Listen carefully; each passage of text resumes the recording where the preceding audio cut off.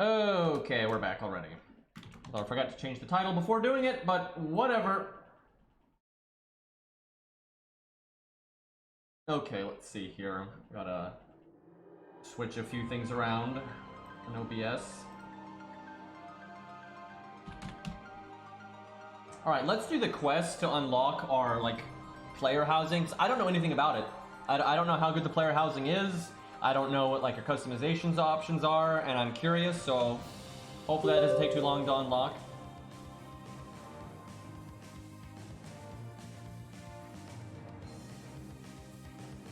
Give me 1 second, I want to get into the game before I unlock my screen. It's a lot more in-depth than I thought. Wow, really? That's exciting. You can invite your friends to it too, right? Because I definitely want to check out my chats. But we'll give everyone some time. You know, we'll wait a bit. We'll wait like a week or so. But yeah, once people have had time to set it up, I'll wonder if I could make it Uber Eats inside the teapot. You probably can. I don't know how much like movement is in there, but it wouldn't surprise me if you can. Okay, I think I got it set up properly now. We will use the playlist music, so I'll go into the options and turn off the in-game music. If you can jump on stuff, that you place, you could probably make like an obstacle course or something. That'd be cool. Yeah, I've heard you gotta collect wood. I don't really know how that works, but I'm assuming it involves smacking trees.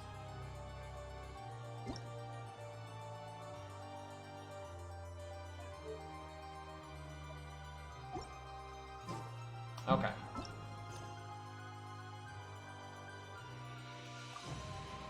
If you ever want to trade tactics, I'm always ready.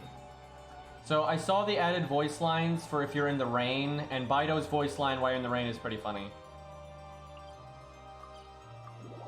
I've only heard a few of them. And D-Luke's is... It's like not... It's weird flex, bro. It's kind of funny. But yeah, it's... I guess they had to get all the voice actors back just for that. But I bet you, though, while... They've probably been working on those lines for a while, and whenever they got a voice actor back to, like, voice other stuff, they probably then like, oh yeah, also do this thing. And then once they got them all done, then they put them in. He talks about eating snow? What the hell? Those lines were already in the game? Did they just not have them activated? Ah, children, come. You've arrived at just the right moment. I've been looking for you. Yeah, I'm not surprised with like the snow area, but I don't know about the rain ones, because you know rain's obviously been in the game forever. Did it just not work? You know what? They might have been in the bio before. Oh, hold on. Let me turn my music down a bit. I can't hear the game very well. Oh, what is it, Granny? Need any help? It's so stupid if I click anything on my second monitor that it minimizes the game. Like I cannot fathom how they have not fixed that. Oh, no. You've done so They were just in the much voice for line me menus? Yeah, that makes sense. already. I could hardly ask for more. In fact, my old friends and I have been putting our heads together to think of what sort of gift we might give you in return. A gift? For Paimon? Oh, child, you are so very modest. Isn't the Traveler like old as fuck, by the way? But you mustn't decline this gift. I simply won't allow it. When you traversed my old teapot in search of the cleansing bell, I heard your little friend mention that you often camp out in the wilds. We're Voyager, except we picked the girl, so we're not... I don't think Girlager really has the same ring to it. That simply won't do.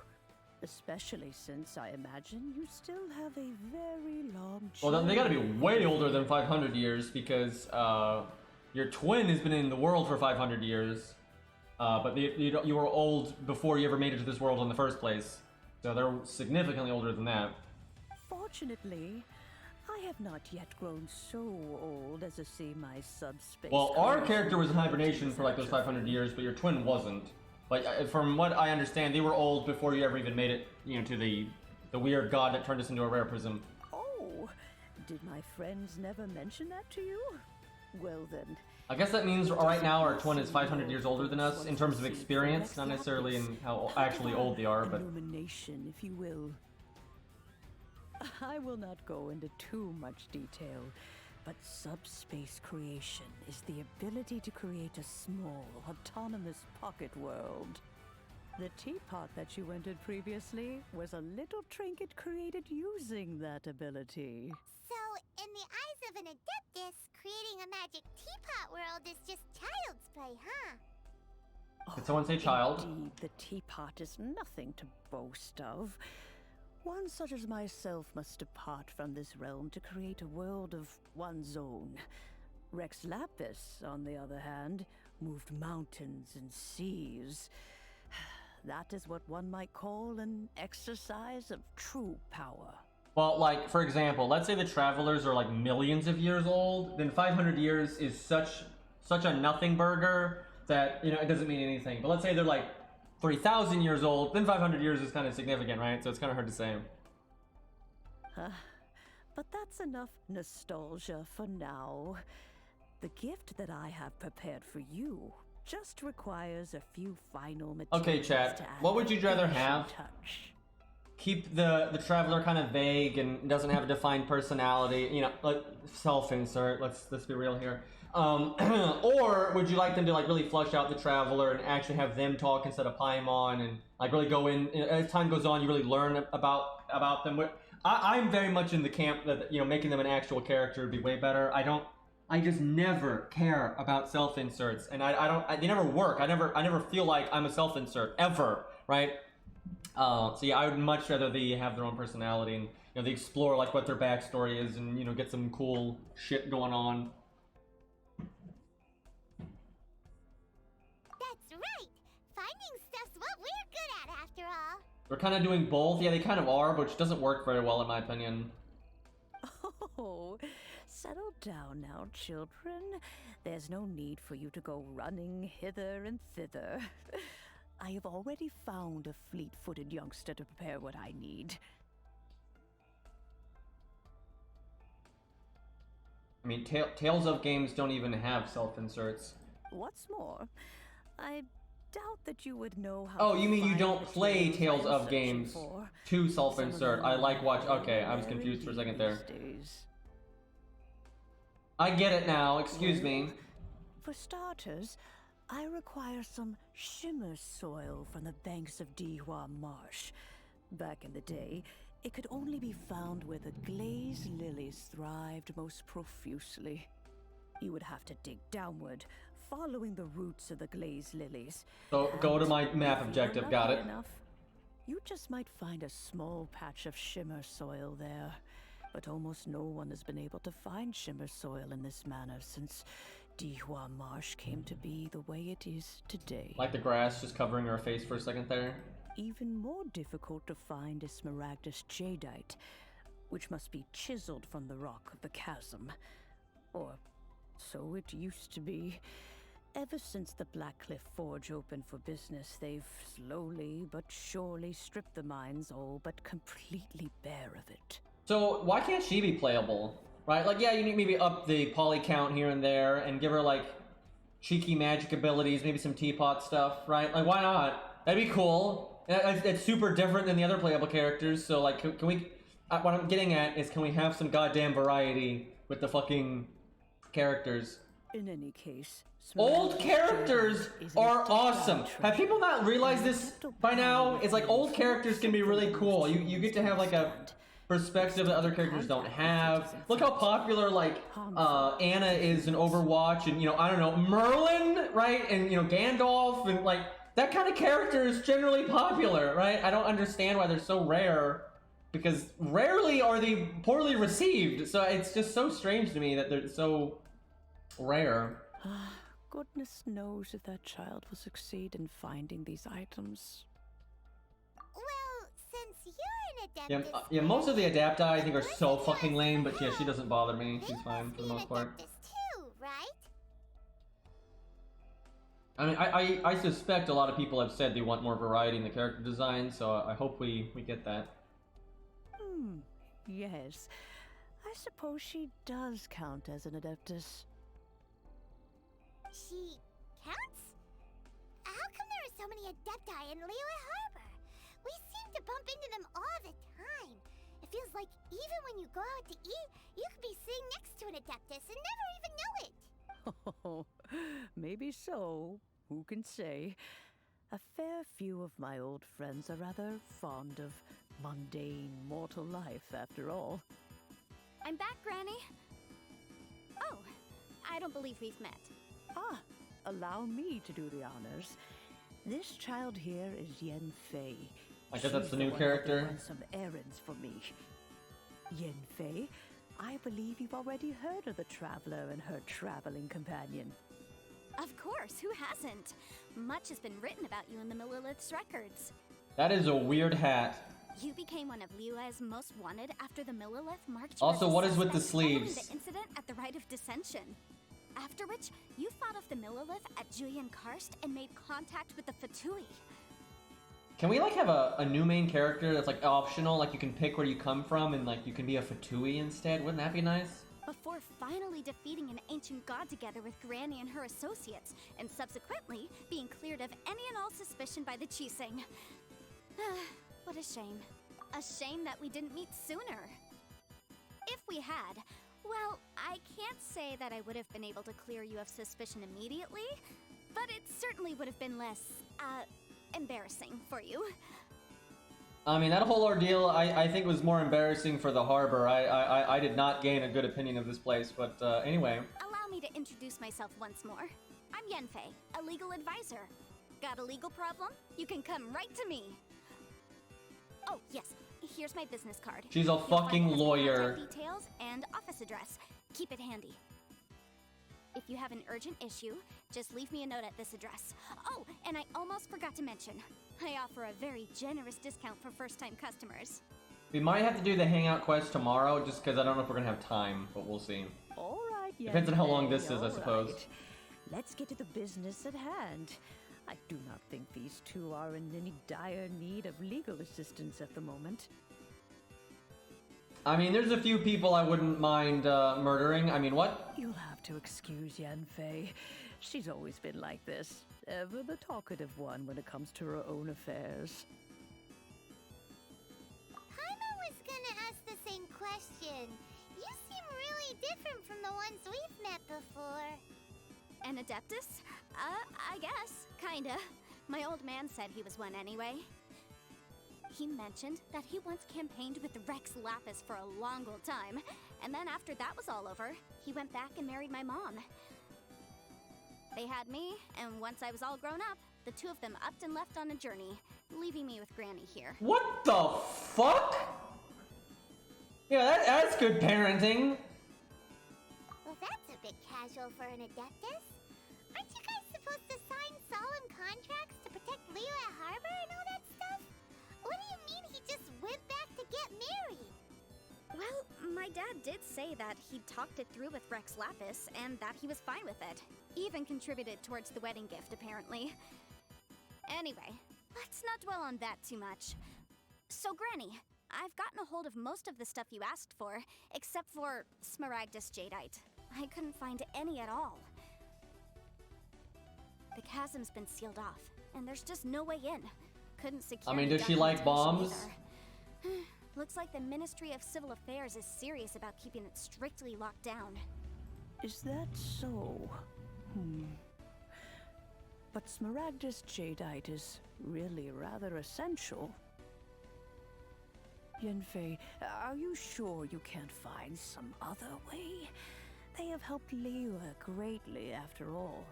It is only right that they are duly rewarded. I know, Granny, you've told me 1,000 times already. Well, the chasm's definitely a no-go, but there's still a chance we can figure out some alternative means of procurement. Hold on a moment. Let me have a look. Whoa, that's a really thick book. What kind of things do you write in there?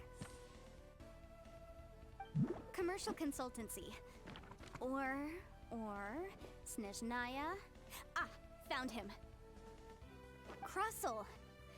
A Snezhnayan merchant who once came to me with some legal queries on Man, certain why articles does it in have to be the Sidequest. last zone we go If to? my memory serves, all of them had to do with rare ores.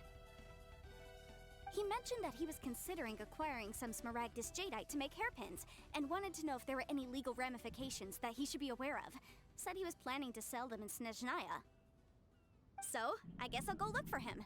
With any luck, he'll have gotten his hands on some Smaragdus jadeite, or might have an idea of where we can find some. Oh, you want to join me? I suppose that's no problem, but it's best if you just stand by and watch. If you try to get involved, you'll only risk placing yourself in legal jeopardy. Wow, an Adeptus imploring us to avoid incurring legal liability. That's a first for sure. Well, that's not what I was expecting. Best we be a little more careful than usual while we're with her. I kind of keep forgetting that she's in the game, to be honest.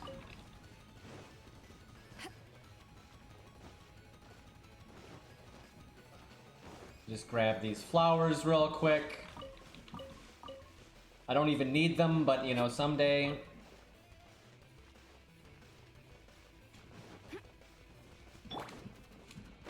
Alright, where the hell am I going? I'm trying to jump, not whip out my glider. God damn it. I'm swearing like a sailor right now.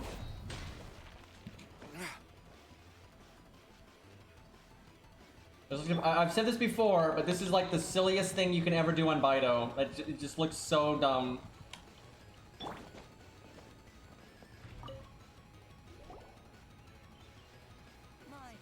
Hello, Mr. Crossell. How's business been? Oh, good, very good. All thanks to your advice, Miss Yanfei. What brings you here tonight? That's ProZD again. You're too kind. I was simply doing my job. Now, I believe that the last time we met, you mentioned that you were looking to source some Smaragdus jadeite to make hairpins. Have there been any further developments on this front? Well, yes. As a matter of fact, in the end, I did acquire a small piece of Smaragdus jadeite and had it fashioned into a pair of hairpins. Dragon sends his regards. Oh, that'd be incredible. Miss Yanfei, might I presume that you have an interest in the hairpins? I must apologize. I've already rented them out to a lady named Zhiqiao. If you'd like to inspect them, you may have to wait quite some time. Wait, isn't Smaragdus jadeite really rare? Aren't you worried about the hairpins getting damaged or lost while they're being rented out? No, I'm not worried in the slightest, because I signed a contract with Miss Zhiqiao before renting them to her. The contract makes it quite clear that if she loses or damages the item in question, she must compensate me for its full original value. In return, I included a clause that guarantees the Smaragdus jadeite is genuine, with a penalty of 10 times the item's value payable by me to Miss Zhiqiao in the event that it is shown to be a fake. Guaranteed genuine, with 10 times the value payable if this claim is shown to be false? Yes, these terms are very clear indeed. Of course. This way, both the client and I have the assurance we need. To ensure fairness, each of us has retained an original copy of the contract. In that case, might you know where Miss Zhiqiao lives? We'd like to pay her a visit and have a look at the hairpins. Oh, of course. She wrote her address down when we signed our contract. Here, I'll mark it on your map for you. I swear to God, if Fatui end up being bad guys in this side quest, I surely they're not going to do that again, but I don't know. Thanks a lot, Mr. Crossell. We'll be off now.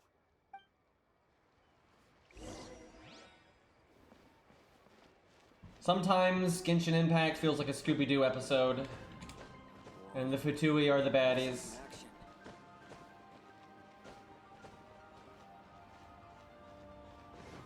Wait, where am I going?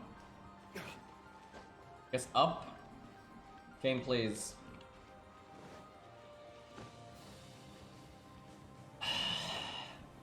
You know what?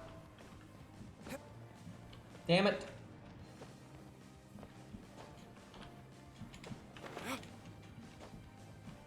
Yes!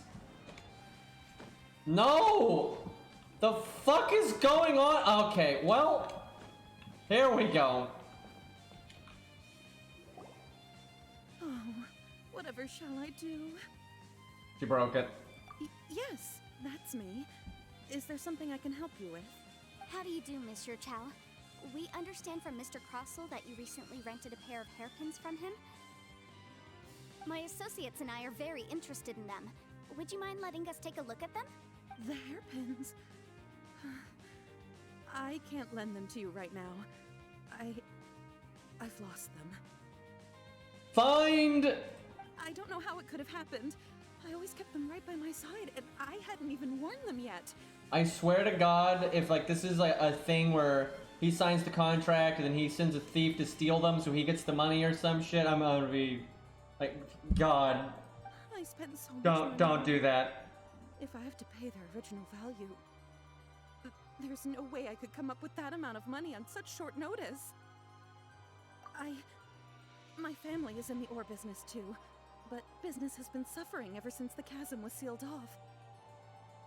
We now have a backlog of paid-up orders just sitting around, so we've been having to purchase some stock from other ore merchants to complete them. A big banquet is coming up in a few days, and several ore merchants I know of will be there. What is with this We camera? want this opportunity to mingle and discuss prices. What? That's what the hairpins were for, to keep up appearances. I can't have them looking down on me. But now that I've lost the hairpins, what will I do? Why does Paimon have a sudden strong sense of deja vu? Would you really? I sent a commission to the Adventurers Guild, but I haven't heard anything back from them yet. Hold on. Don't run off looking for the hairpins just yet. Monsieur Chow, would you let me have a look at the rental contract you signed? Huh? Well, I mean, sure, I have it right here. Here you are. Let me see. That's right! Yanfei said she's a legal advisor, didn't she? Maybe she can help Juqiao somehow. I totally agree with the line right here. True. Though surely there must be a win-win solution. Right.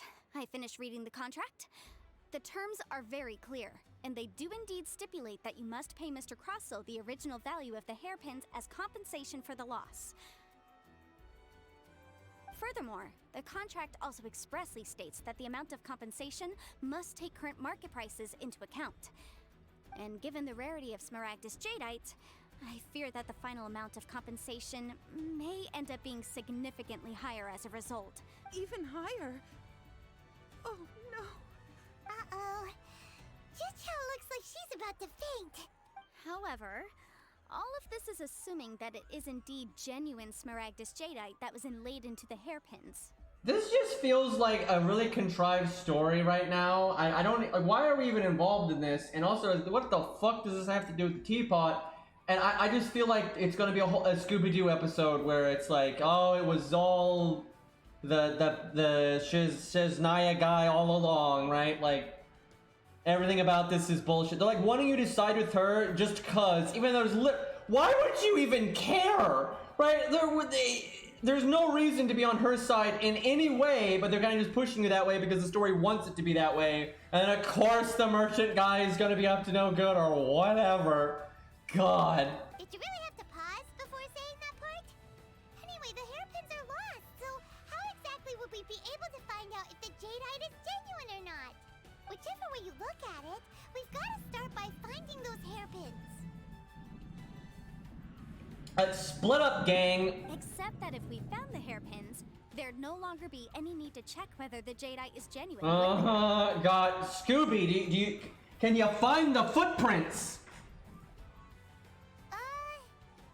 Seems right. Please, don't trouble yourselves over this. The fact is, I lost the item and I should pay compensation per the contract. However much it is, I will have to pay it. My family are merchants after all. It's vital that we keep our word and respect our contracts. Now that it's come to this, I really shouldn't keep Crossell in the dark any longer. I'll go. Yes, legally speaking. I'm on his it Scooby, seems oh this boy. is the most sensible course of action. But before that, I have some questions about the hairpins. So hold on a moment, Monsieur Chow. When you first touched the hairpins, what did you feel? What did I feel? Well, I remember that the gemstones set into the pins were perfectly smooth to the touch, like the finest quality jade. My family has seen much jade pass through its hands in the past, so I am quite certain of my judgment in this matter. Smooth to the touch. Finest quality jade. No, it's nothing. I just need to re-examine a few things. Let's head over to Mr. Crossell's. So I know they're not gonna do this again because you gotta spread the screen time out, blah, blah, blah, blah, but does anyone else feel like if they were in this situation and for some reason the Traveler actually gave a fuck, wouldn't they just talk to Zhongli again? This seems exactly up his area of expertise again. We literally just talked to him about rocks. Kind of an obvious thing to do here. Who? Right?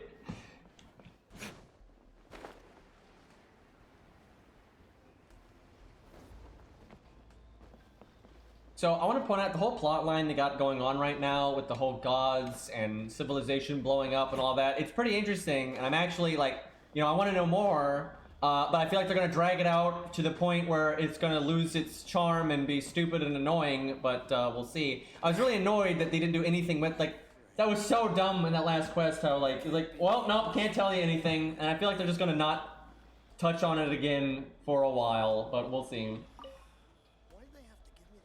Ah, Miss Yanfei, you've returned.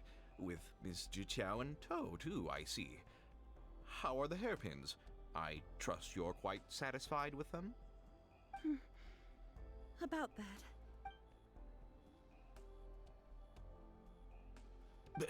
You lost them? Are you serious? Do you have any idea how expensive they were? I'm sorry. Truly I am. I'll pay the compensation as per our contract. Every last mora. Mora? Do you have any idea what I had to go through to get my hands on that Smaragdus jadeite?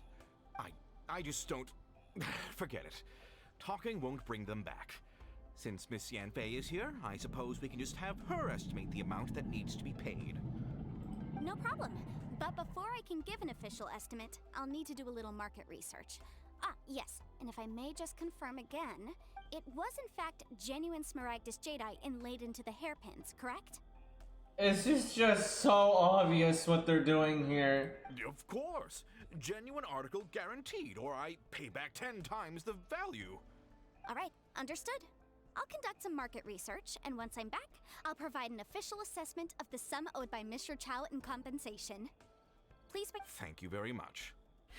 How could she lose my hairpins? She'd better pay every last... I don't feel like they would use her to do that when they already signed a contract beforehand. Like, they literally just met her randomly now. Like, seems kind of nonsense.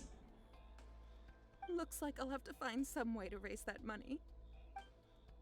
Please wait, Mr. Chow. I have something to discuss with you. It's not convenient to speak here, so let's find somewhere that we can sit and talk in more detail. But I want a teapot!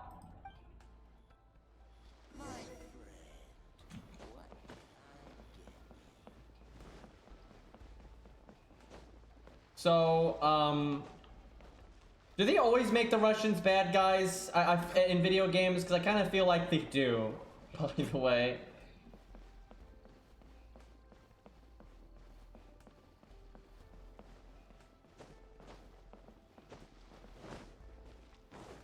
I can't believe the well-gotten... Miss Yanfei, what is this about?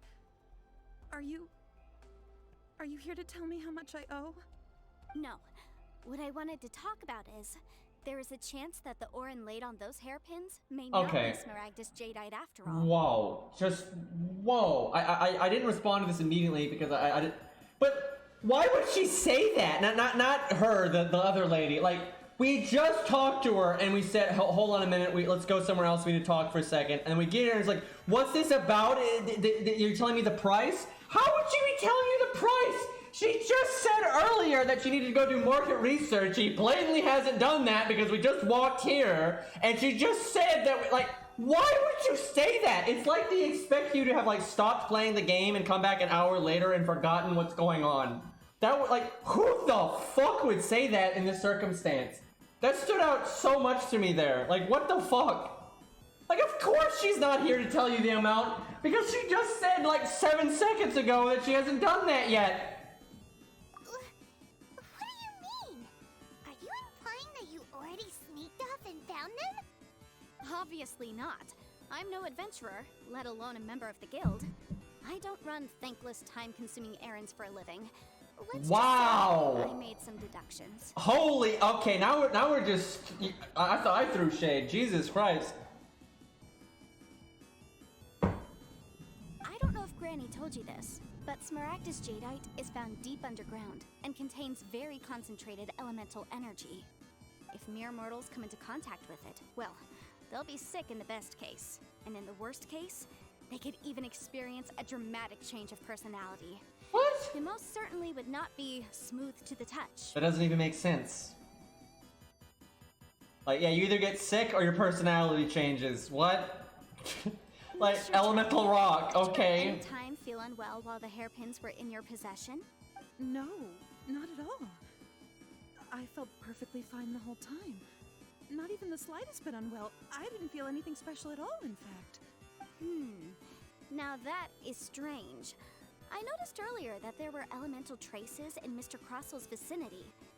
I feel like if that guy was obsessed with getting that jade this whole time, even if he's faking it right now, he would have known that it would have done that. If I've deduced correctly, he may still have the Smaragdus jadeite in his possession. If that's the case, we should go confront him right now and expose his dirty scam right to his face! Absolutely not. If we were to confront him now, there's no way he would admit to it. Eventually, he would find some argument to compel us to leave. And then, he'd throw the Smaragdus jadeite into the sea the moment we were gone. After that, he would simply insist that Mr. Chow pay up per the contract. He would lose nothing. Meanwhile, we would have to look under every stone in Liyue, hoping and praying that the hairpins do actually still exist somewhere in this world. So vivid that Paimon thinks it might be experience talking. Oh, it certainly is. I've seen my fair share of situations like this, and brute force methods are certainly one way of resolving them. Fortunately, I have far more elegant solutions at my disposal. I'll share them with you in due course. See, if violence isn't the answer, you were not using enough violence. Well then, since you're so experienced in dealing with problems like this, perhaps you could help me, Miss Yanfei. So what you do, Zerp, is, let's say, why are you, Zerp, you're not supposed to be doing this. Anyway, what you do is, let's say you find out how many runs Zaw's had, and then you just take that number of runs from the other Canis, like the first chunk. Let's say Zaw did 10, you take the first 10 runs of the other Canis. But you start counting since after the command, like when we stopped using Anniversary Blonde, right? Like, literally delete all the other ones. But so if Zaw did 10 runs, then you take the first 10 runs of the other Canis, basically. And if she did 15, you take 15, so... But you're not supposed to be doing that, sir. Oh, that won't be a problem. But first, Mr. Chow, could I ask you to please sign this contract? Huh? Does there have to be a contract for everything? Paimon can't even keep track. If I had one more every time I heard the word contract. Feels like Yanfei is even more concerned with them than a certain someone else we know. That we should probably be talking to right now. These are my formal terms of engagement. Everything prior to now has just been pro bono advice. But for me to investigate any further, I require a written contract. Yes, I've rated Fake Strange Fake. How can you even ask that? I talk about it like all the time. Any work commissioned but not bound by a contract cannot be relied upon. I understand. Then I will be glad to place this matter into your capable hands if you will take it, Miss Yanfei. We are so biased right now, and we don't even have a good reason to be yet. No problem. Just sign here. I'm sure everything will work out to justify it in the end, but... Now write your address here, and then sign on this page as well. And I'll also need your signatures on pages 5, 7, and on the very last page. Finally, if you could just use this ink pad to make a handprint over here. Flat is pretty great. This contract has so many pages. Paimon's all out of brain juice again. Alright, that should do it. My fees are the same as always, and they're written in the contract. Have a look through and let me know if you have any questions. I've had a read through. Everything checks out. Well then, here's your copy of the contract. Look at that guy back You there. retain the other copy. That's amazing. Not for now, no. Despite how intractable this problem might sound, it will actually be quite straightforward to resolve, once we've got some things squared away. I don't believe you have been part of an investigation like this before, in which case, hopefully this should be quite the experience. We have nothing to do with any of this, by the way. Miss Yanfei, I have to ask, why are you helping me? Because, as it happens, I'm currently trying to acquire some Smaragdus Jadeite myself. I noticed strong traces of geo-energy around Mr. Crossel, so perhaps he has, in fact, secured some. Whether he actually made it into an item of jewelry or not is a separate matter, but either way, it's a lead. As long as we follow it, who knows? We might just be able to get our hands on some Smaragdus Jadeite. I feel like there's a real conflict of interest going on right now. Also, the idea of someone abusing the law to their advantage, I won't stand for it. As we do the exact same thing right now. But again, let's not dwell on this. Let's go to... where can we find someone who processes ore? Ah, I've got it! Let's pay a visit to Chateau, the boss of the Jade Mystery. He's a professional when it comes to working with stone and ore. If Mr. Crossel had his ore worked on at all, Chateau would undoubtedly have been his first choice. What's that? What's on her hand? We're just sitting here, menacingly.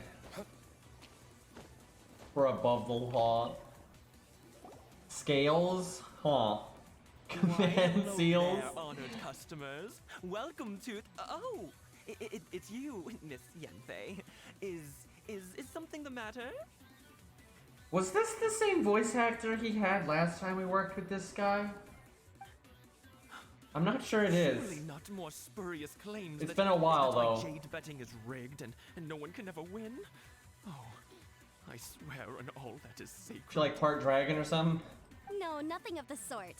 Has a Snezhnine merchant named Crossel enlisted your ore processing services recently by any chance? A Snezhnine merchant named Crossel, you say? I do remember that. He brought me a piece of ore, claiming that it was Smaragdus Jadeite. That was the first time I'd ever encountered it, so I had no way of telling if it was really Smaragdus Jadeite or not. But if a customer insists, far be it from me to contradict them. He was quite generous with his money, too, so I didn't give it too much thought. I processed the ore as per his request. Do you have any leftover debris from your work on it? Why, yes. It was my first time encountering this ore, after all, so I kept a few loose shavings to study myself later. They're right over there, in fact. Thank you, sir. We'll take a look at them.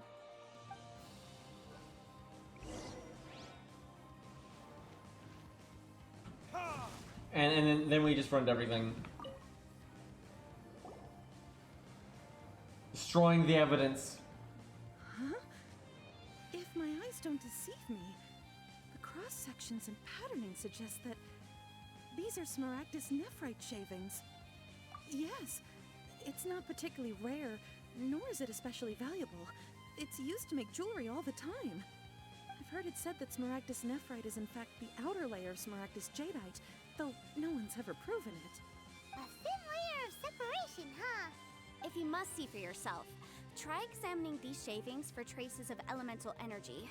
Smaragdus nephrite is an entirely ordinary ore, containing no elemental energy whatsoever. Is that so? Well, we might as well give Elemental Sight a shot. I'm Batman. So, did you find anything? So they really are different. But wait, how come Jichao was able to tell what it was just by looking at the shards? There's nothing special to it. It just so happens that I've come across a great many of these in my time. These two stones actually look very similar. Someone without a deep understanding of them would find it very difficult to tell them apart. There may be only a subtle difference for the casual viewer, but that translates to an astronomical difference in terms of the market price.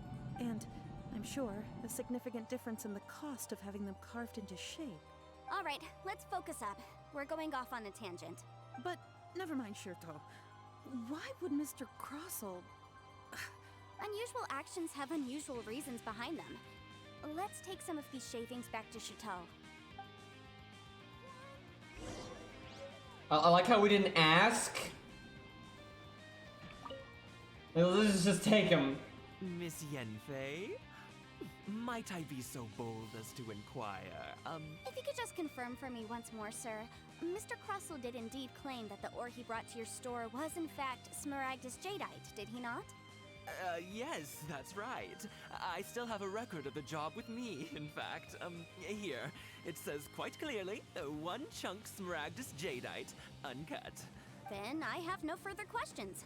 But could I borrow the processing record and these stone shavings? Of course. But might I ask why you need them? Oh, I have my reasons. Ah, yes. Please sign here on this affidavit. This document shall serve as signed proof that these stone shavings originated from the, ore that Mr. Crossell brought to your store. Oh yeah, I can try the new characters. I totally forgot about that. Yes, I see. We'll do that in a moment. Forgive me for asking again, Miss Yanfei, but might I know the nature of the incident on this occasion? Well, let me tweak my music here.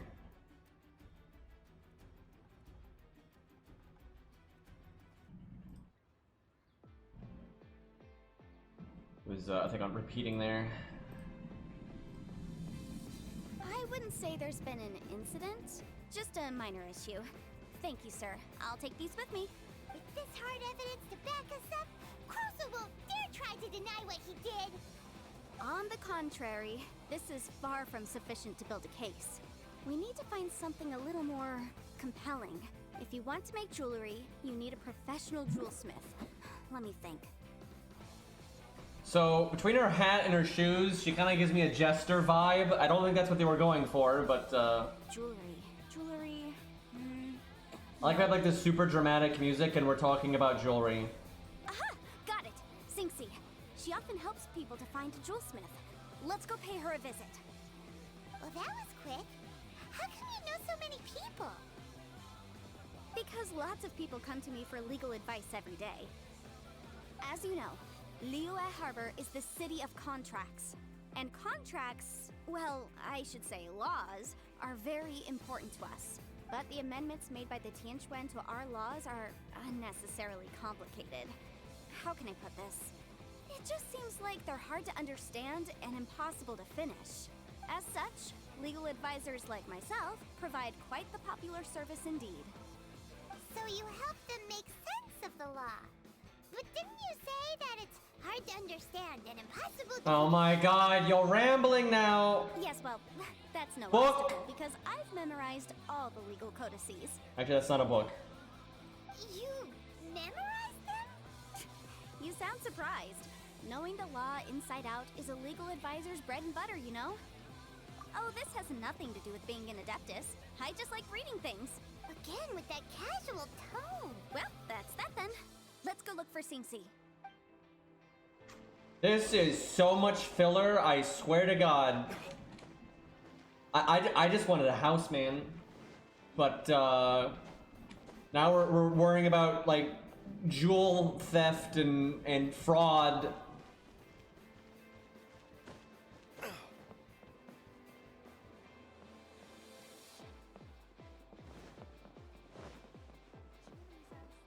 I kind of wish, like, I have a feeling they're gonna use this as, like, her side quest, but it's kind of a shitty one because, again, we're talking about jewel theft and fraud, instead of having a side quest that actually, like, you know, puts the character in situations and, you know, blah, blah, blah, blah. Where the fuck am I going right now? I'm supposed to go through, like, a door? Is that, what we're looking for here? Kids, man.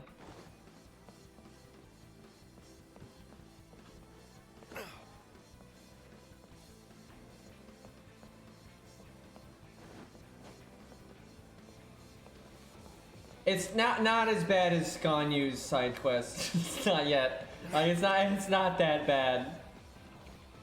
I just don't want it to count as like her side quest, right? Like that's That's like not fair. What is going on with this? Right, okay, we can look at the meters. We're farther away right now, so that means it's lower.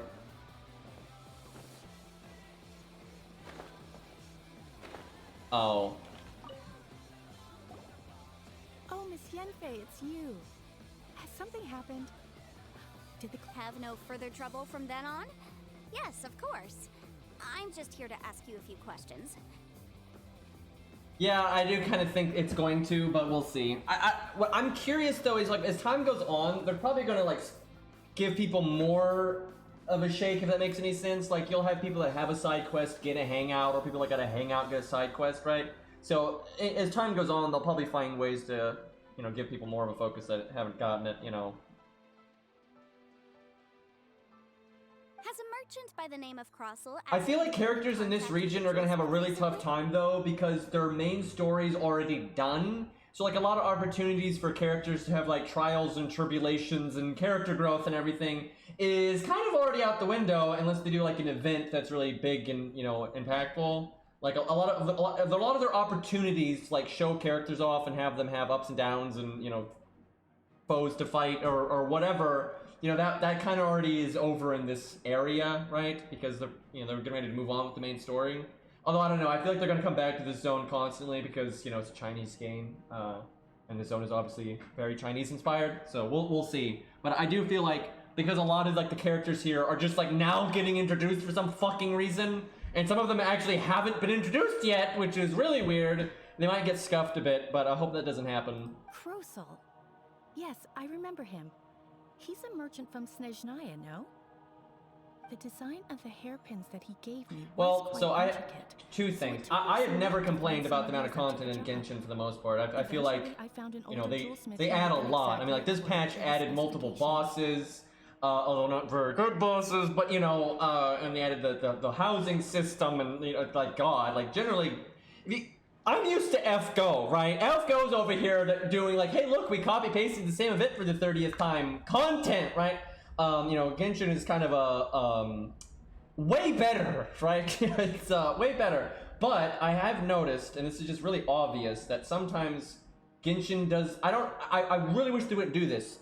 I don't see it as there's no content. I see it as a lot of times they do filler content, and that's stupid because they don't need to. I think they have enough good content that they don't need to do it. And what they do sometimes is they'll have like a story idea or a framework or something they want to introduce that if you kind of just did that, it would be like, you know, 20 minutes of content, right?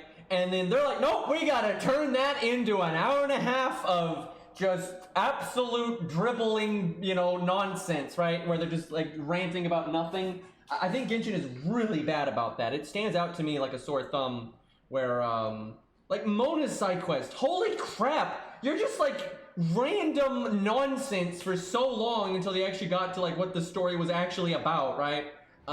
They're really bad about that, and I don't think they should do that. I think less is more, right? Like sometimes they need to be like, okay, you know, these are the story beats we want to hit, these are like the things we want to show, just do that. And if that means it's only a 10-minute side quest, that's fine. I'm all about quality over quantity when it comes to writing and like characterization, right? You know, some things that make sense to be like filler content, like, you know, a domain that's just there for whatever, you know, things like that, that's fine. But for the characterization in the side quests, I definitely wish, you know, they didn't have enough material to make something meaty, they just make it short. You know, being brief can be good. This order was on hold for a very long time, and only completed quite recently. Dude, what Knight just said. Remember, do y'all remember when the game came out? Do y'all remember when the game came out? You know, free game. Free fucking game, right? And there is just so much to explore and like so many, you know, things out of the box that you get for free. And then after like, you know, 3 weeks of people playing it non-stop, you know, playing it way more than you would play most video games, and they're like, oh my god, this game has no content.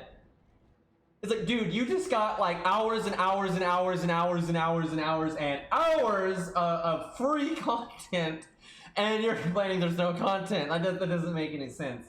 And I worry about that though, because I feel like that's why we have this kind of filler padding nonsense, is because you have so many people baby raging that you know, oh my god, I don't have, you're not giving me 300 hours of content every 20 hours, which, you know, is impossible, but, you know, there's so many people saying shit like that they feel obligated to try to pad things out, to try to, you know, make it seem like there's even more than there is, when there's actually already a reasonable amount of content. You don't need to pad it out. That's definitely, I think, how I think it's the problem, right?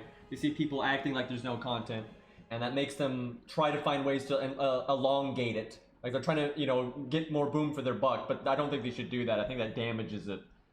Doesn't seem like there's any evidence to be found here. Yeah, there's no... the amount of free content Genshin gives out is nuts, and ain't nobody got any room to complain about that.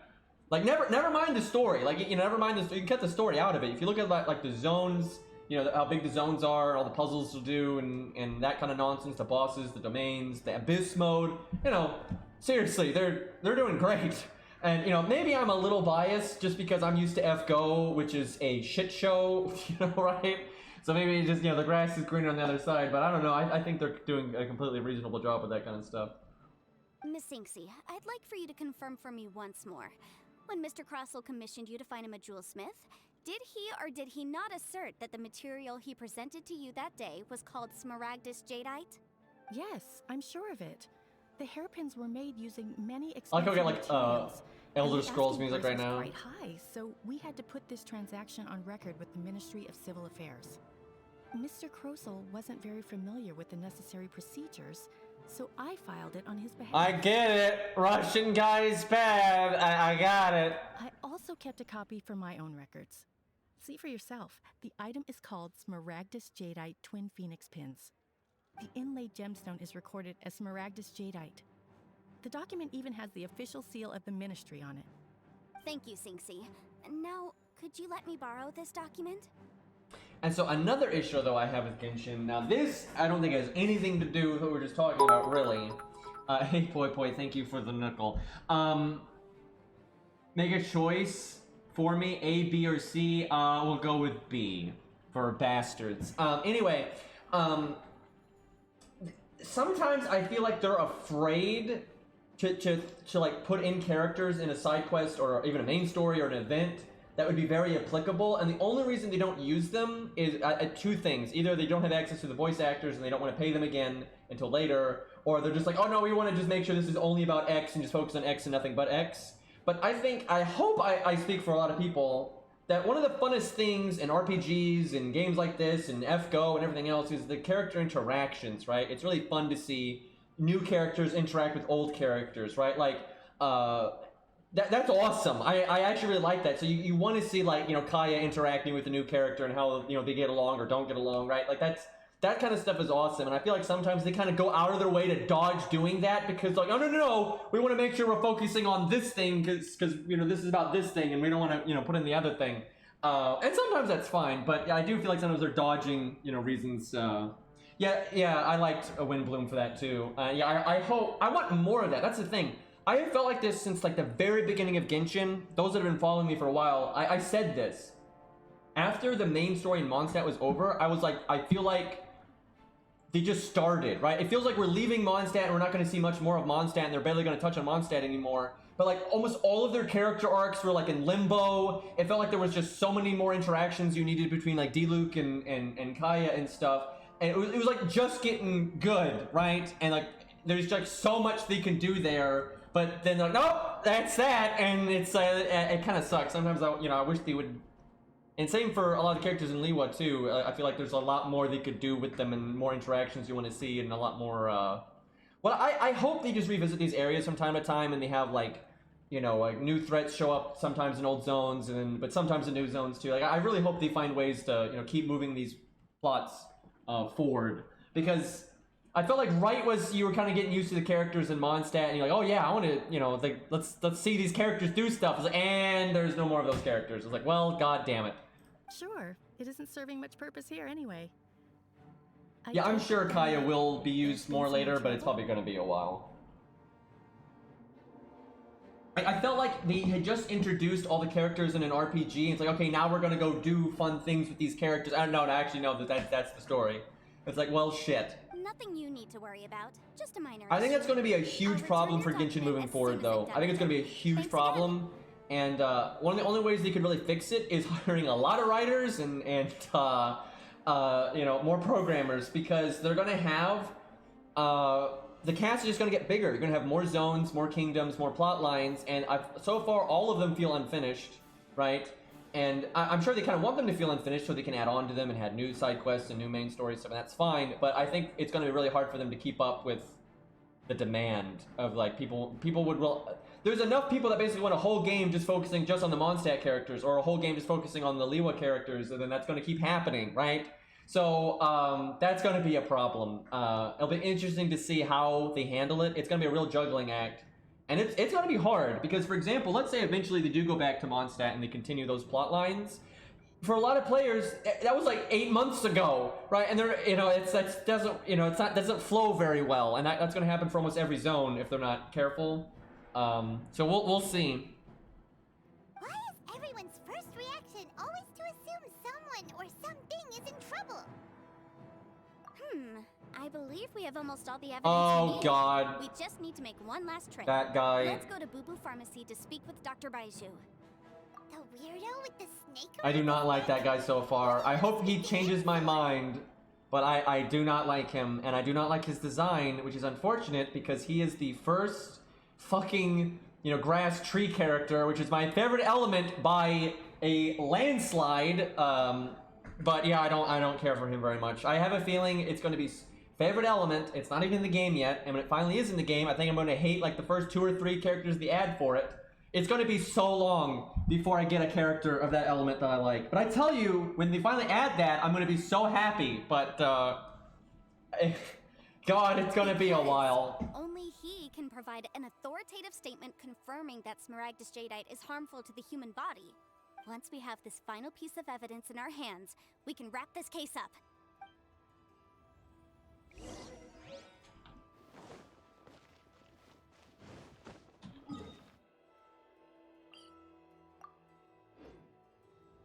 Okay, let's see here. I wonder if we'll see the zombie. Oh yeah, I know I'm pretty picky with characters, of course I am. Well, actually, I'm really not. It's more like, I had a lot of opportunities to think about this and kind of observe, you know, my own taste versus like everyone else's taste and stuff. The issue is, there's a lot of things that I like. There's a lot of things that I like, but basically none of it is mainstream, and so it's never in anything. That's the thing. I'm actually not that picky. It's just the whole realm that like most things focus on. I'm not even on that barometer, right? So I'm not on the right boat, right? I boarded the wrong ship here. I mean, I guess the policy on leaks is the same that, like, you know, it always is, right? Like, you know, legally I don't have any obligation here, right? So, but yeah, things that like are breaking the law are no good. But I don't really give a fuck. Here's the thing: I don't like being spoiled on things anyway, though. Like, I don't want to see boss designs before they're actually out. I don't want to, you know. But I know we know the characters like way in advance for a lot of things. So, guess we can rest a bit. Please show me your at prescription. least he has green hair. But he just looks like such a twat, and he acts like a twat. Also, I guess the zombie's not here. My, to what do I owe the pleasure? Though I'm afraid that if you're looking for our little Chi-Chi, she's out gathering herbs. And if it isn't Miss Yanfei as well, now that's an even rarer honor. I like the snake, though. What business brings you here, might I inquire? Some charlatans peddling ineffectual medicines again, no doubt? No. I'm here this time to ask if you're familiar with Smaragdus Jadeite. Smaragdus Jadeite? I feel like we would talk there is to some information about Dong it Li included in about the this, sixth but you know, commentary on the 7 Mountain Treatises. That was awfully specific. The 7 Mountain Treatises states that this substance springs forth from stone marrow within the mountains and will bring disaster to any mere mortals who touch it. It is abundant in elemental energy, so if someone without a vision is in contact with it for a prolonged period, best case scenario, they fall ill. Worst case scenario, they'll suffer great changes in personality and their illness will only ever get worse. Anyway, I'm sure you didn't come all this way just to chit-chat. Knowing you, Yanfei, and given the specific nature of your question, I suppose that you're about to ask me to write an official affidavit attesting to the pharmaceutical... What I really don't like, though, I get so tired of people that come into streams, never mind my stream, any stream, or Discord or whatever, and they're just, like, trying to show off, right? They're just, like, trying to, like, look, I got all this, you know, leaked information. I didn't get the leaks, but I'm just, you know, it's such a thing, and I can't stand that. Like, when no one is even asking for it, and people just come around and start blurting shit out, it's super annoying. I dislike that, like, so much. That is indeed the case. If you would be so kind, Dr. Baiju. No trouble at all. It's just a single document. Won't take me a moment. I would mention, though, that you are not the only one who's developed a curiosity for Smaragdus Jadeite recently. Oh, here we go. A merchant came to ask me about it not long ago. But after I gave him my reply, his expression shifted to one of remarkable disappointment. I wonder, Miss Yanfei, if your pressing business might be related to the Snezhnayan merchant? Ah, you needn't concern yourself about that, Dr. Baiju. Thank you for penning us that document. I'll make sure to compensate you in due course. You're too kind. Take care now. I mean, that's every video game ever, though. You generally don't get to see the future in advance for a video game. Like, that's not really a negative, that's just an industry standard. Guys, I don't get 2 years notice on what's going to be in Elden Ring. Like, that's kind of the norm. Now, sure, that's a benefit. Baiju's always been like that. Well, we have... Oh my god, stop talking, please. Let's go find Mr. Crossell. Anyway, that's a benefit to NA that you can get something that you don't normally get in terms of information, but that's not really a negative for JP because it's literally just the norm. Like, wow, you don't know what a game is getting 2 years in advance.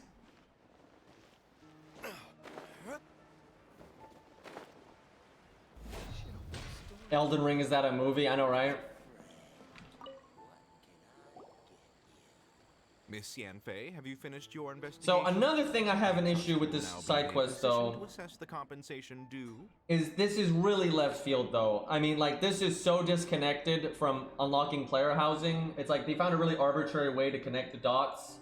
You know, I don't mind them doing a whole shtick here, but I feel like connecting this to player housing does not make a whole lot of sense. Yes, my investigation is indeed concluded. I can now provide a final figure for the amount payable. Wonderful. Well then, please, could you do the honors, Miss Yanfei? Of course. According to the stipulations of the contract. Yeah, honestly, 2 years really is too much. I liked Vandictus, because Vandictus, the NA version, is about 6 months behind the Korean version.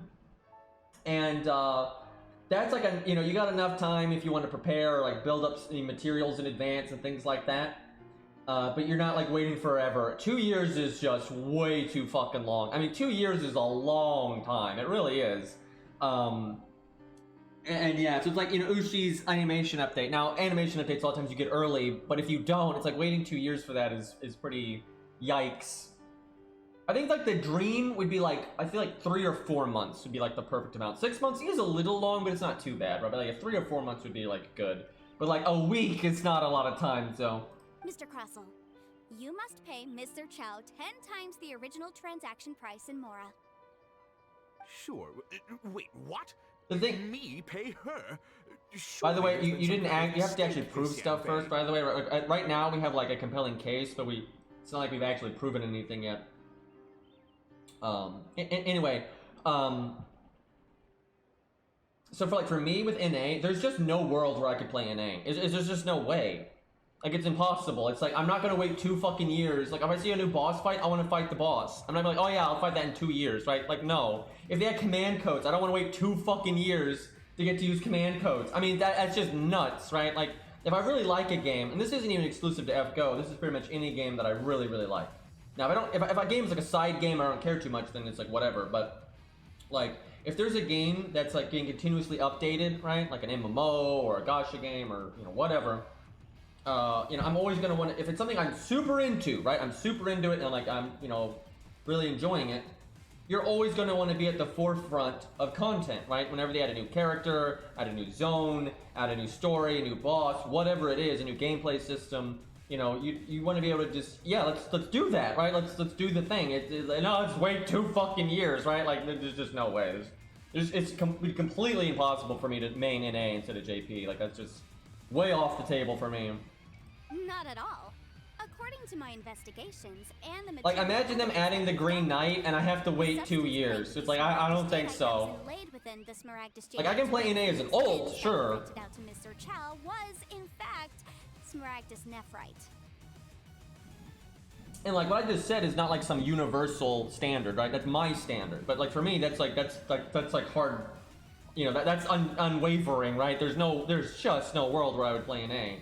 But for someone else who maybe is not as into like, you know, the latest and greatest stuff and they're kind of just playing the game more casually, or they just, you know, like some of their favorite stuff is already in the game, or just all kinds of reasons, or they're in it almost exclusively for being able to read the translations, right? And they don't want to look up translations online and like, you know, play the game on their phone and then read the translation on their computer. They don't want to do that. They just want it in their hand, read the translation, and that's that. I can totally see why you play NA, right? And that's fine. There's plenty, like how I just list, I think the reasons I just gave are very good reasons and should be totally understandable even if you don't share them. But I can clearly see other reasons why you'd value other things and still rather play NA. But for me, it's not even, like it's just not even close. However, I can definitely see why you could like main NA, but then still dabble with JP, right? Like, hey, I'll play JP and still you check out the new command codes, add in, like Eri, for example. Let's say they added a new game mode that was actually really good in JP, right? You'll still play it, right? You'll still play that even if, you know, you may put more focus on NA a lot of the time. And I think that's what a lot of people I think do. They main NA, but they're like, yeah, they check out JP and they dabble with the new cool stuff that comes out, and that makes sense too. I wish they would gradually accelerate for FGO NA. Yeah, I agree, but that'd be really hard to do. So, get closer to JP. So what you could do, this would be really hard, and you would need developers that actually were thinking and planning and giving a shit, which we don't have those, but you basically, you make sure you never catch too much up to JP, because you do need time to actually be able to translate and that kind of thing. So you figure out how much time it takes you to, like if something, let's say you were caught up to JP, and then they made something, how long would it be for you to do that exact patch, right? So maybe it's 2 months, 3 months, whatever. You figure out what that is, and make sure you never actually exceed that, ever. And what you do is anytime you have like really stupid filler dead weeks, you just cut them. That's how you catch up. You catch up slowly over time, but for over the course that NA has been out, which has been out for quite a while now, if every time they had those, now I don't mean like those kind of dead weeks where it's like, yeah, I don't mind having some filler, maybe do some hunting quests or whatever. I mean when you have those gaps where it's just like fucking death. Like right now, JP just went through almost 2 months of doing nothing, right? You cut that, right? You cut a good chunk of that and you get to like the next thing that actually matters, right? So here and there, you catch up a week here, you catch up a week there, catch up a few days there, catch up a month there. You'll get close enough that it's like, okay, you're only 6 months off or a year off. Like, I think if NA was only 6 months off, I think that would be really good, and I don't think it'd be such a problem, right? But the 2-year gap thing really is way too much. I mean, it's nuts. Like, it's crazy from my perspective. I think what I'm about to say is only going to resonate with people that do play JP a lot. But, you know, we're over here getting ready for Lost Belt 6 and all these things, and NA hasn't even gotten case files yet. Like, brah, that was so long ago, right? So it's like you kind of see, you know, if you do play JP a lot, I think you can see what I'm saying. That's like such a wait. Like they're just now getting fucking case files, and that's so old news. I'll be in a completely different stage of my life when NA gets to where JP is now. Yep, exact. I mean, 2 years again is a long time. I mean, a lot happens in 2 years. You know, your responsibilities are going to change. You know, you might not even like a game in 2 years, right? You might only play a game for 2 years. So that's a big part of why I want to be at the cutting edge of it, if you will. Now, the contract states very clearly that 10 times the price shall be paid should the article not be genuine. Accordingly, you are liable for this sum, which is payable to Mr. Chow in Mora. Material evidence? What material evidence? Why, Miss Yanfei, you cannot frame I wonder me what the like this. original contract was exactly, because from what they said, it kind of sounds like they both owe each other, because she did still lose it.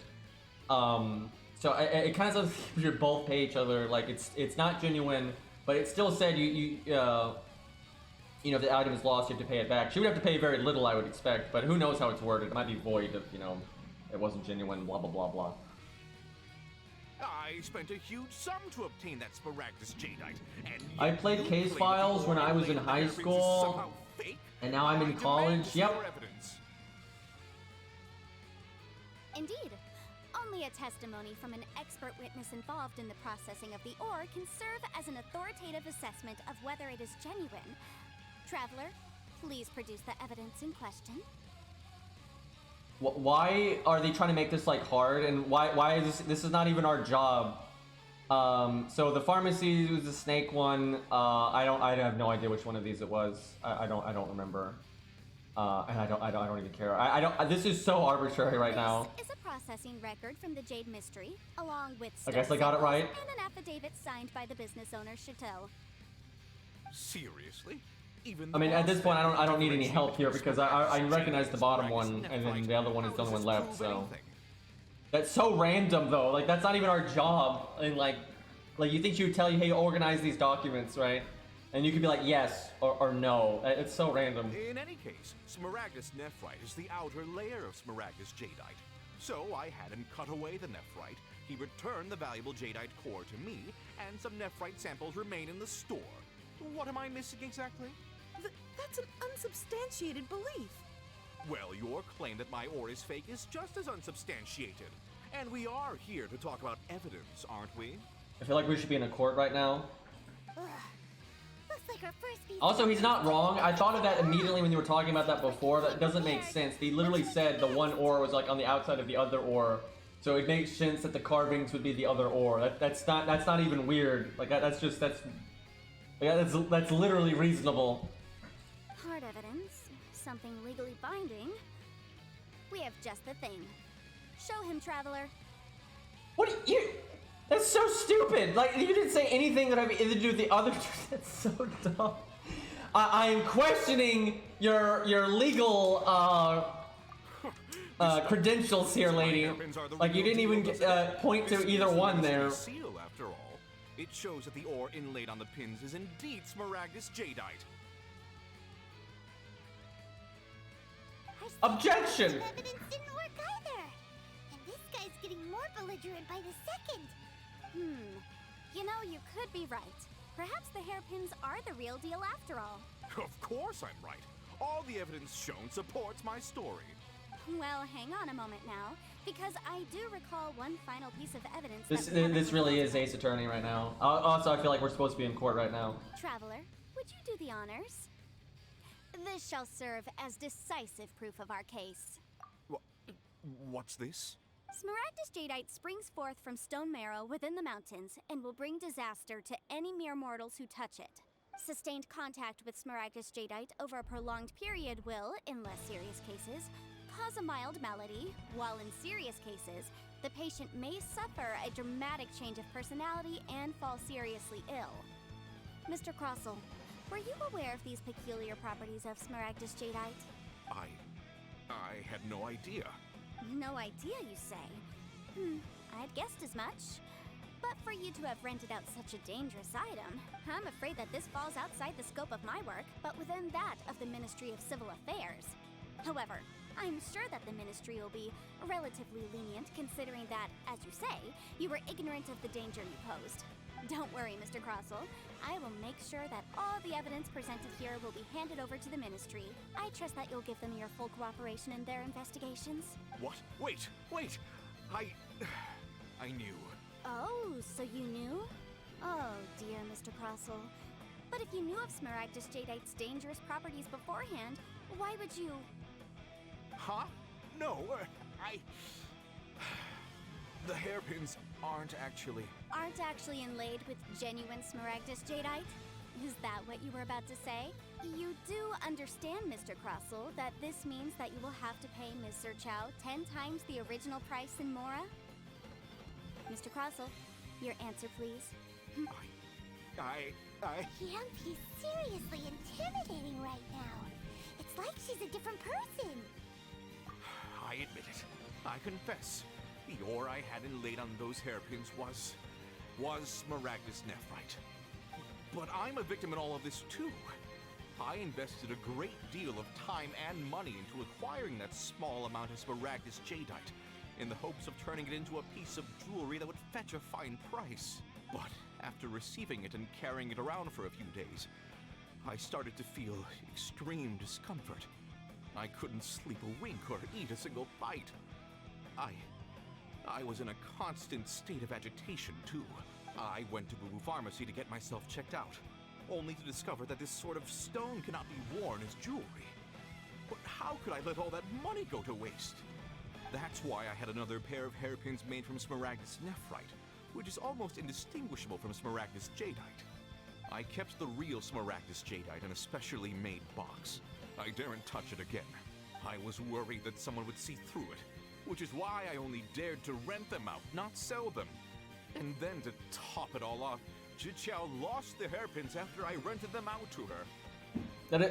I don't know why we're talking about Arknights, but I have always found it weird that at Arknights you can't farm LMD, which is QP, essentially. Why you can't just farm it whenever you want. I don't understand that at all. The only thing I get in their favor is you do get like QP in that game passively from the base. So that's something, but it is really weird that they do it that way. I have never understood that. Exactly. If they weren't the real deal, why'd you make her pay so much? I didn't want to either. But when I purchased that Smaragdus jadeite, some of my business partners found out. I knew they'd be watching closely to see how much I could make off it. If word got out that I sold a pair of fake hairpins, then my days in this line of business would be over. Alright, let's cut the appeals phase right there. I failed to see what bearing any of this has on your transaction with my client. According to the contract, you must pay Mr. Chow 10 times the original price in Mora, and that is final. I like how she says my client, but at no point, like, the conflict of interest here is just, like, insane, because, like, we started off as a neutral party, and we actually started off in this, like, getting the information from this guy because we want, you know, his material, and then, oh my, it makes no sense. Like, it's just such nonsense. 10 times? Also, I like how I predicted the plot of this, like, so fast. Like, way back. Literally, as soon as we met her, it was so obvious what the plot of this was. As for me, according to my contract with Mr. Chow, 20% of that sum will go to me. 20%? That's as much as I spent on that Smaragdus jadeite! There's no need. It's fine. You don't have to pay me that much, Mora. Even if the Smaragdus jadeite on those hairpins was fake, I still bear responsibility for losing them. Legally or not, I think I owe some compensation for that. Ms. Zhiqiao, you... However, Mr. Crossell, since you have no use for that chunk of Smaragdus jadeite, why don't you give it to me instead? I'll consider us even. What? But Alright then. This cursed rock's brought me enough grief as it is. Oh look, now we can have a teapot. Miss Yanfei, I'll turn the Smaragdus jadeite over to you. I trust that it will suffice as remuneration? Well, that's not quite how the rules say this should go. But whatever, it'll do. Thanks so much for your help this time, Miss Yanfei. But when you have the time, I'll be sure to visit and express my thanks more appropriately. See, you know what I want in Genshin now, though? Like a really cliche, over-the-top judge with like a beard, right? You know, like full-on Phoenix Wright style. Like and you smack people with the mallet, right? Oh, come on. No need to stand on ceremony. Now, if I may confirm this again, Mr. Chow, have you and Mr. Crossell come to an understanding? Well then, that's good. Mr. Crossell, it seems that my client has no further claims against you. Is that so? Actually, Mr. Crossell, I'd like to talk business for a second. Okay, this is really dragging on now. I could see from the hairpins you produce that you're very skilled in jewelry design. My family, on the other hand, works in the ore business, and we have a fair stock of fine ores. If we could join forces, your jewelry designs and our choice ores, I think we could do some fine business between us. Let me think for a moment.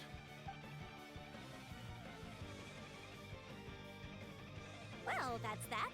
And we've got the Smaragdus jadeite that Granny wants too. All's well that ends well, eh? I'm not gonna lie, if you ask me what kind of quests you think you do to unlock the player housing, this is not what I would have guessed. Exactly. Usually when someone tells us they've lost something, we end up searching all over the place for it. But this time, you managed to solve the problem with just a big stack of documents.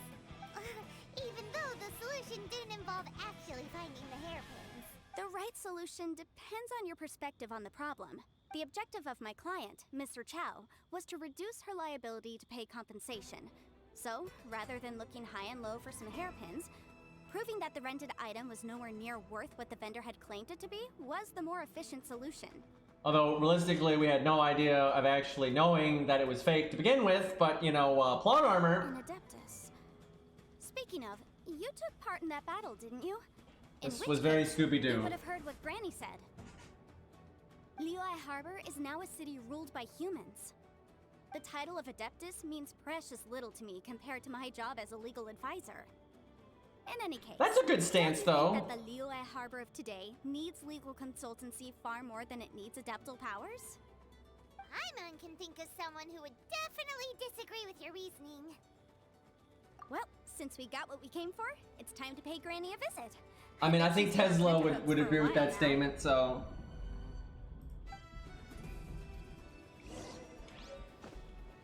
I actually like when characters do that, when like, cause this story's really got its head up its ass when it comes to the Adapti and magic, mystical horseshit. I'm a fan of this. It's like, I don't really care about that. Legal stuff, though. None of that Destiny bullshit.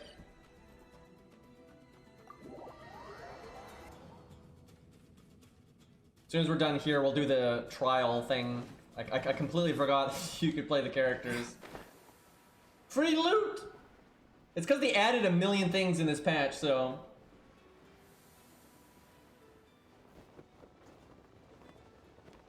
I feel like I'm going like 2 miles per hour there.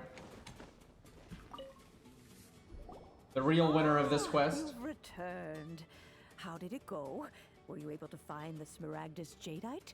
Through a lot of contrived nonsense, yes. Good, good. Then we have all the materials we need. Well, if we're all set, Granny, I'll get going now.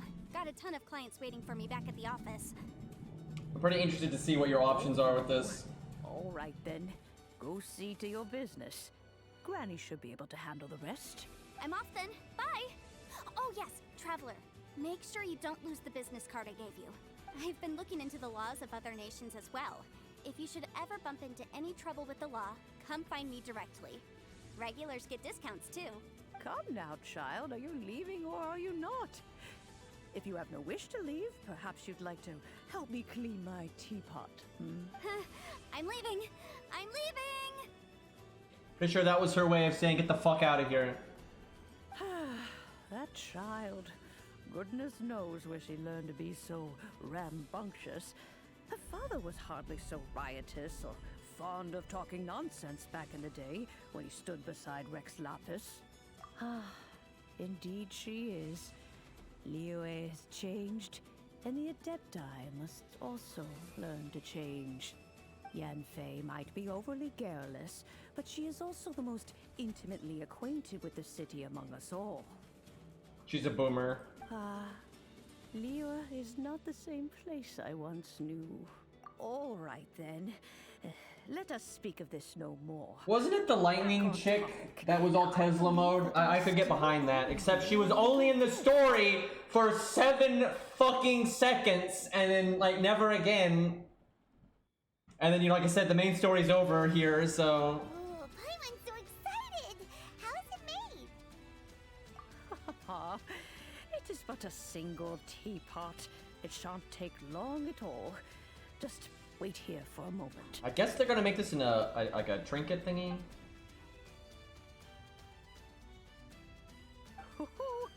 There we go. This Serenity pot is all yours now. It can fly, apparently. Hold it firmly. If you were to drop it, oh goodness, who knows what might happen. Take these blueprints with you as well. You'll need them if you wish to make your teapot a little more lively inside. Wait a minute, Granny. How exactly are we supposed to use this teapot? Oh, you needn't worry about that. I've already arranged for a certain little helper to await you within this teapot. Oh god. She will explain everything you need to know about. Okay. That was long as fuck. Jesus. Okay. So there's a teapot. Okay, do you have to use these to unlock them? I don't really care for them, but I guess more options the better. I like how it's like legendary. I'd like to point out, it's kind of cool that you could make these things. I wish you could make them faster, but you can actually shoot these, like with a bow character. So I've yet to think of a good purpose for these, but it's pretty neat that these exist.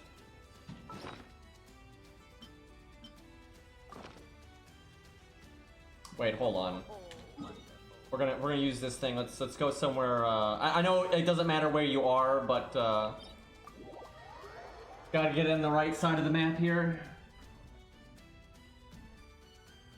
I was playing Darkest Dungeon, and I guess where my first character died. I would hope not the tutorial, but God, I love that game though. Hold on, this guy needs to die.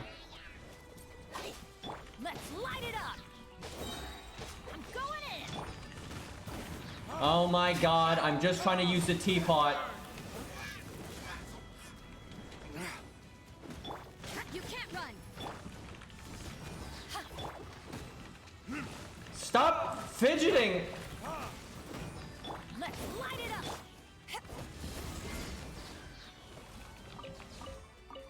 Okay. Got an epic though. That's better. Okay, so I'm guessing you can only get one at the start. I wish I could like see them more. Okay, that is very nice. They just give you this big picture of it. Okay, not that one. Maybe. That's pretty cool. I wish I could see this one more clearly.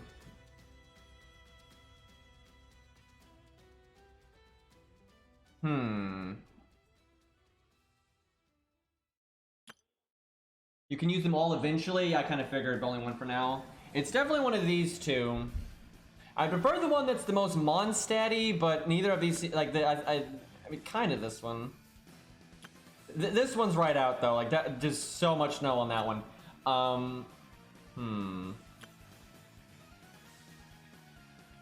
This is, like, kind of tropical.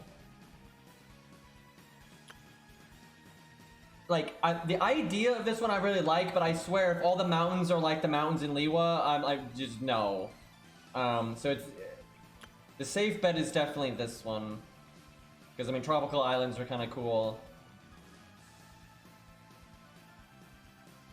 I think we'll go with this one. Because this seems kind of more Liwa-like. And who doesn't like, you know, islands? Islands are cool. Alright, let's see what we get here. I bet you they'll I hope as they expand on this system, because they said they're going to add even more to this system as time goes on. This teapot seems even bigger inside than Madame Ping's. There's even a great big house in the middle. Blah, blah, blah, blah, blah, blah. I hope they let you, like, drop enemies and, like, you know, things you can fight just for fun. That would be so awesome if you could make, like, custom challenges. Throw a bunch of bullshit monsters at your friends and stuff. Like, it'd be amazing. Like, the potential here is, like, incredible. Like, that would be so cool if you could make, like, an arena and you can, like, spawn enemies and you can unlock, like, doing things. And dude, that's such a good motivation to get people to do things. Like, that's, like, such a good reward structure. You can unlock, like, stronger versions of monsters, like, higher levels of them to put in this thing. That would be so much fun. Oh my god. And then you can do shit like you could have, you know, 2 people co-oping and you're just dropping the monsters. Oh my god, that would be amazing, dude. I will totally give them that as feedback next time they ask for it.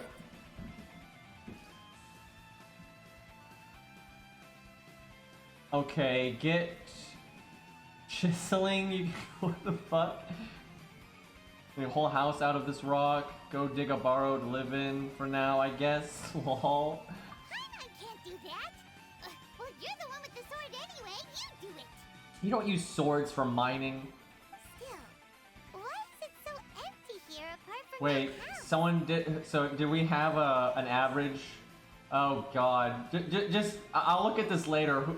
What's the numbers? Just give me the end result here, so I don't have to stop the stream here. Wait a second. What is that? I think we need a bigger sample size, though. Like we need more runs, I suspect. Noel, I'd like to disagree. I mean, that's a whole different shtick. Okay. This is cool, though. I cannot wait.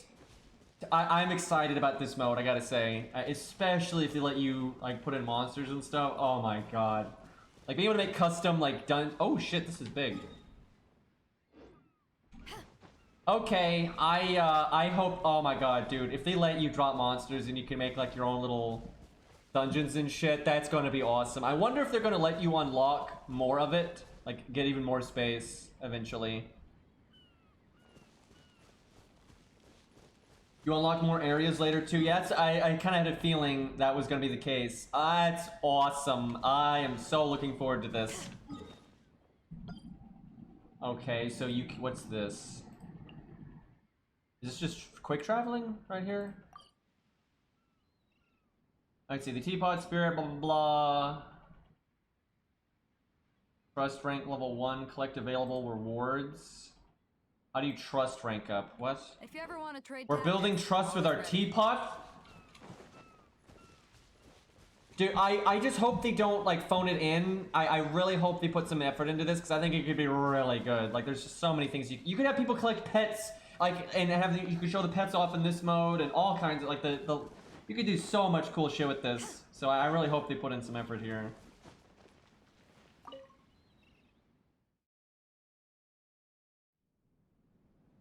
Imagine if you could, like, go into one of your friends' houses or, you know, areas, and then you could play those mini games from before, and they had more mini games.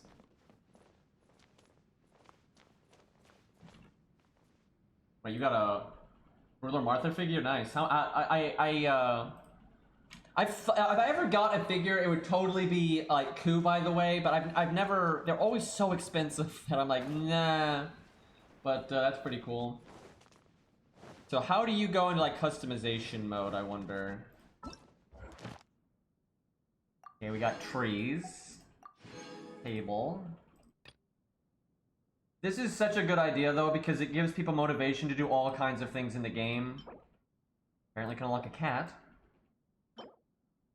Interesting.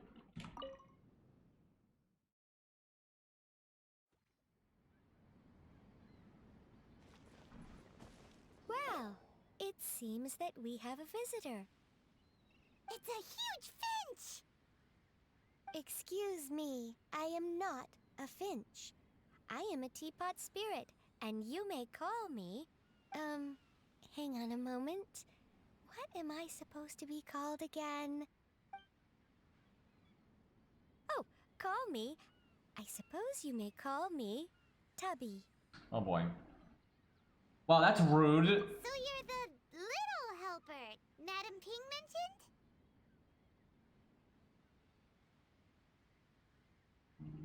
So what was the end result, though, on the Canis analysis there? And how many runs was it? Oh, you must mean Ping. Yes, she did summon me here. She told me much about you. You may leave all matters regarding the upkeep of this realm to me. Your journey may be far from over, but at least this way you will not want for a comfortable place to sleep each night.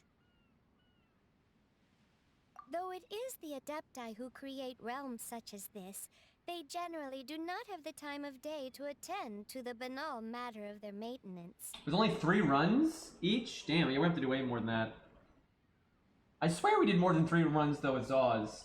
I swear, there's no way I only did 3. Yes, we teapot spirits were created to help guard their realms and manage their affairs. You may consider me a Yeah, it doesn't buffer. surprise me if his is a bit more consistent because of the faux pas. Now, allow me to explain this realm to you. Have you any blueprints on you? As long as you have a blueprint, you can refashion this realm however you please. Blueprints? Oh, that's... Blah blah blah. I'm kind of in the middle on Paimon. Sometimes she's annoying and sometimes she's funny. It kind of just depends. Open them up. Just commit the image of the objects to memory and prepare the necessary materials. Yeah, you definitely need a bigger sample size. Then simply release the thought from your mind and the object in the blueprint shall appear within this teapot.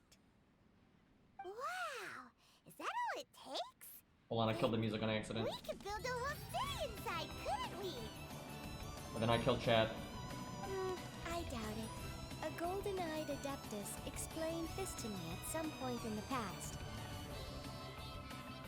He said that even though subspace creation is a product of adeptal power, even that has its limits. This world is not a true one, after all. It provides merely a moment of brief respite from the mortal realm, not a means of escaping it entirely. A golden-eyed adeptus?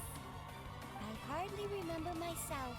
What's more, well, Oh my god, this is so much nothing. Okay, anyway. Well, now the music is loud.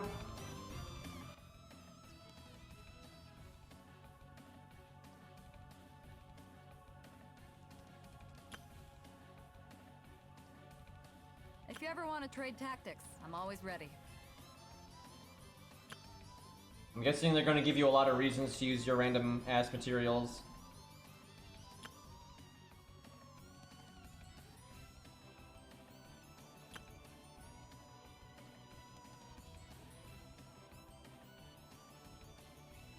Huh. This is pretty, After a hard day's work. I like how the text is, not translated there. Interesting.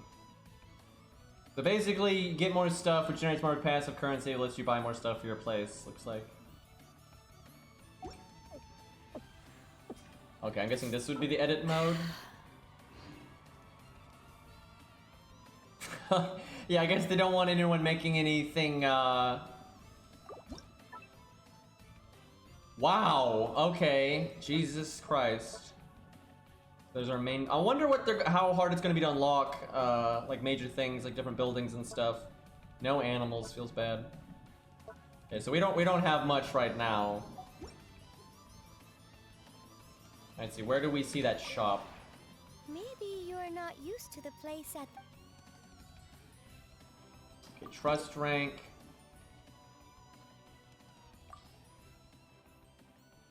Oh boy. Oh hey, you get free stuff though. So how do I get my trust rank up though? These are other buildings.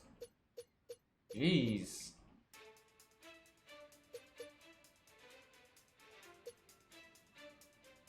What are these?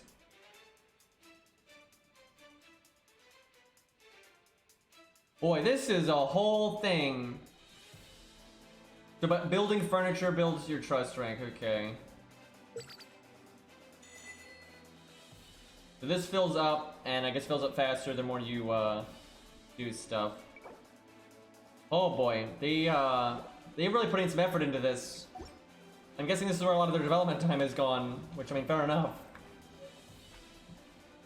I am so excited, man. I'm gonna have I have so little free time. It's gonna be a while before I can make anything good, but at some point I will. And I am so excited to see what chat comes up with. I cannot wait to see what people slap together. What I'm gonna do is, I don't want to see anybody's house for like a week. That way everybody has a little bit of time to mess around with it.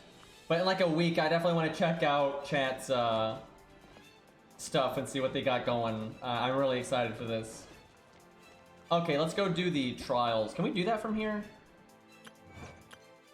We can, okay. We'll check out the new chick. You can only be used. Okay, you actually can't do that in here. Damn it. That'd have been awesome.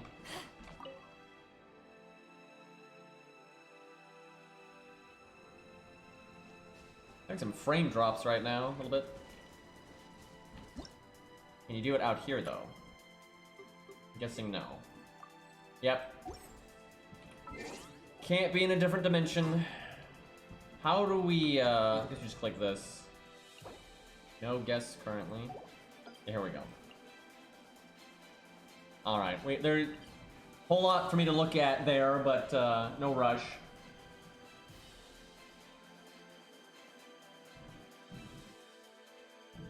Can you just use the gadget? I mean, that what I just did worked, so.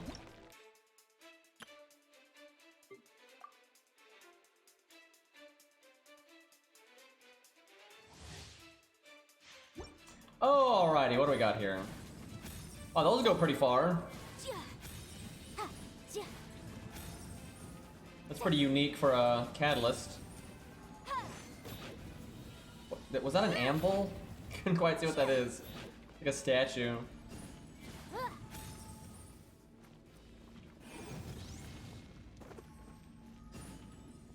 I figure there's more to that E than I'm seeing there, but...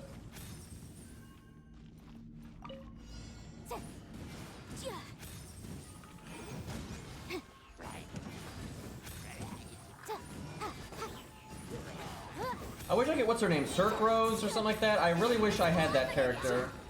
Because her gameplay is super fun, but she's like one of the only 4 stars I don't have. This is fairly fun though for a Catalyst user. Oh, it's still on cooldown.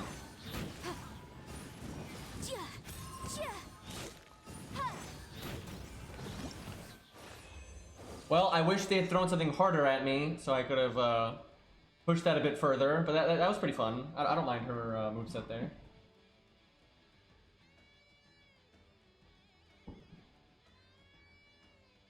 Yeah, I like the charge attack. A lot of characters' charge attack is just lame and pointless, but I've noticed Catalyst users generally have funner stuff there, and a lot of the newer characters have funner charge attacks. A lot of the day 1 characters are pretty shite. Alright, we'll get this crap over with. Hopefully they let me use other characters and I just don't have to use her at all. Yep, easy. Just play Kaya, no problem. What's the hurry?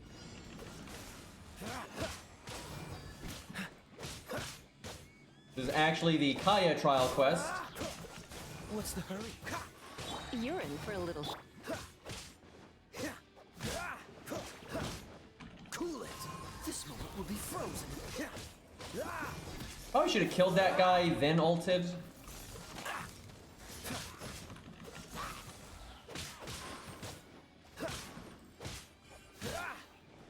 Come a little closer.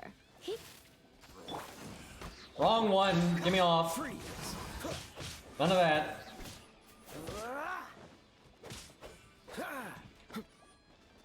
Dodge this.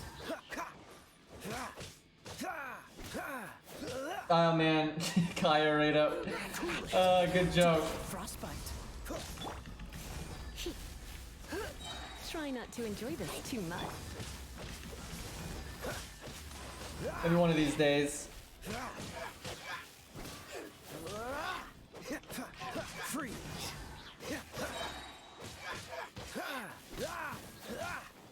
This moment will be frozen. Okay, good old-fashioned Kaya beat down there. Level 90, C0, yep. I wonder if I can make mine 90. I might have the mats for it, actually.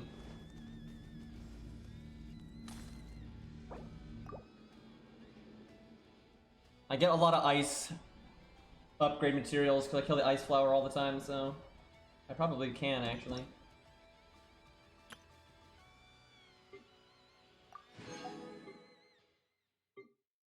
Alright, time to have order.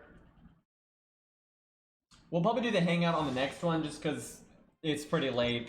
I know people want to do- I'll do it! I'll do this stupid cat hangout, but we'll probably have to do it on the next stream. Because I'd imagine it's decently long, so... Quake. I just missed. Dodge this. He is really cool though. I wish he wasn't so overpowered, but he is pretty awesome. And I've always liked his voice actor. Like, I've seen him in a whole lot of other games and anime from years past. And he's pretty awesome.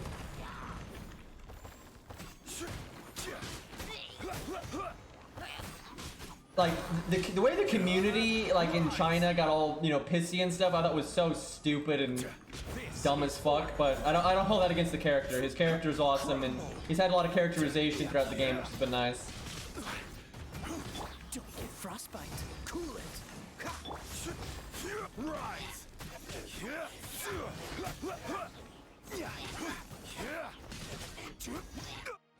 Yep, he's really fun, man. Honestly, if I knew there was no chance of a raid up coming out soon that I want, I would roll for him. But Bido's probably rated up next, so kinda gotta get that.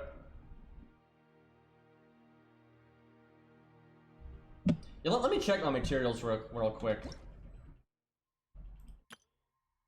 I use Kaya a lot, and I use him when I do Abyss and stuff, so I might make him 90. The thing is, he performs so well at 80, I've never felt like I gotta do that, but I wouldn't mind having him at 90.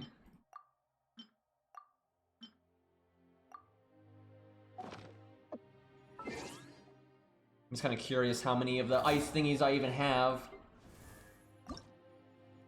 Okay, yeah, I have exactly the right amount. I won't do that just this exact second, but yeah, I can make him 90 if I want. I might do that.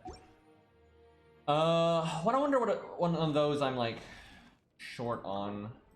Probably fire is probably the one I'm short on. Yeah, looks like it. Because D-Luke and Bennett, and I've leveled Amber some, so definitely the ones I've used the most, I would think. If you ever want to trade tactics, I'm always ready.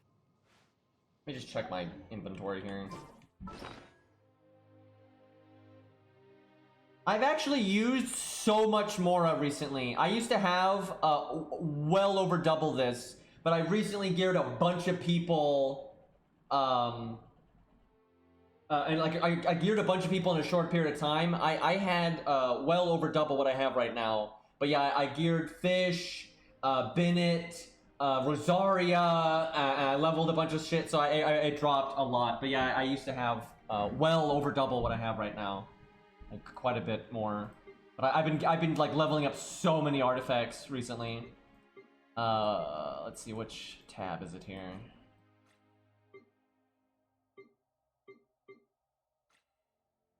How many of those do I have? If I get the new ice person, I think I need these. I don't know if I'll really roll for them or not. I'll definitely roll for Bido, but I don't know if I'd keep rolling if I got Bido quickly. I'm not really sure. Hope it depends on their character. Okay, we got quite a bit of ice there. Not that much wind. I need to get more wind stuff. Fuck all lightning. Where's fire? Oh god, I have fuck all fire. So fire, lightning, and wind are all kind of bad right now. Earth's kind of bad too. Earth's not too bad though. Basically, I need everything except for ice. Unless I level Kaya and the new ice character, then I would need ice.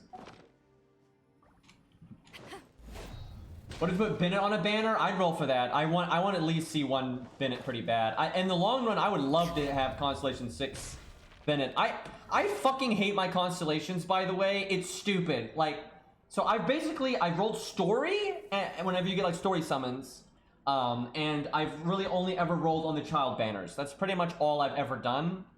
And I fucking hate the constellations that I have. It's stupid. Like, first off, why is this a thing, right? Like, I have 5 of these, soon to be 6, so she's at Constellation 6 in a second, when I don't want that at all. Meanwhile, there's things like Bennett that I'd love to have Constellation 6, which I have none of. And then let's see, I think I got like so many Rosarias when I was rolling for Child. And I don't mind Rosaria, but like I would have preferred like, that's not like my top pick for getting a really high constellation. But then during that, I got Constellation 6 Fish, because you get a welfare one, right? But then somehow, how does this make sense? Am I wrong? Don't you get 2 Barbaras welfare? Like, because I've been playing since the beginning. I'm pretty sure I've gotten 2 Barbaras from welfare. So how is my Barbara only this far along, right? But Rosaria's this far along when you don't get welfare Barbaras and they were rated up together, right? It don't make any fucking sense, right? And then this, I have never rolled on Mona ever, and I would never want to, right? I don't like Mona. Why is, again, I've only rolled on child banners, right? Child banners and Bido banners. That's all I ever roll on. And why? So why is this a thing? But then when I look at child, it's only 1. Like, and you know, we get 0 on D. It's just, why though? Like, I hate my constellations. They're stupid, right? Fucking Kaya 0. You know, I'd be happy to get that. Bennett 0. D-Luke 0. Fucking all this, so much shit thrown at child, and he's at 1. And then fucking Mona is at Constellation 2. I mean, this is just nonsense. And then, like, you know, I don't mind Fish, but she would not be my pick for my first Constellation 6. And then especially not this one. God, like, at least I've gotten a few of him. That's nice. But, like, almost any character that I want high Constellation on, I do not have. And then people that I specifically do not want high Constellation on, I do have. It makes no sense. Fucking RNG is a bitch, man. Yeah, the constellations, the thing is, Mona's a big one. She's a 5-star. That doesn't make any sense. And this one doesn't make sense either. Because unless I'm wrong, I have gotten 2 Barbaras from welfare, right? And Barbara and Rosaria were rated up together with child. And I statistically speaking, it wouldn't really be that crazy for Barbara to be C6, right? But she's not. But Rosaria almost is. I think, didn't we get 2 though? Because I remember they had one that was like limited, and then they had the one that they gave out for anybody no matter when you started. Maybe I'm just crazy here. Still though, statistically speaking, she should be ahead of Rosaria, not quite a bit behind. Fish makes sense though, because she was rated up with child, and she had a welfare too. So it's not shocking that this is she's one of the easier ones to Constellation 6. Like, I'm pretty sure Fish and Barbara are like statistically the most likely for people to have a Constellation 6.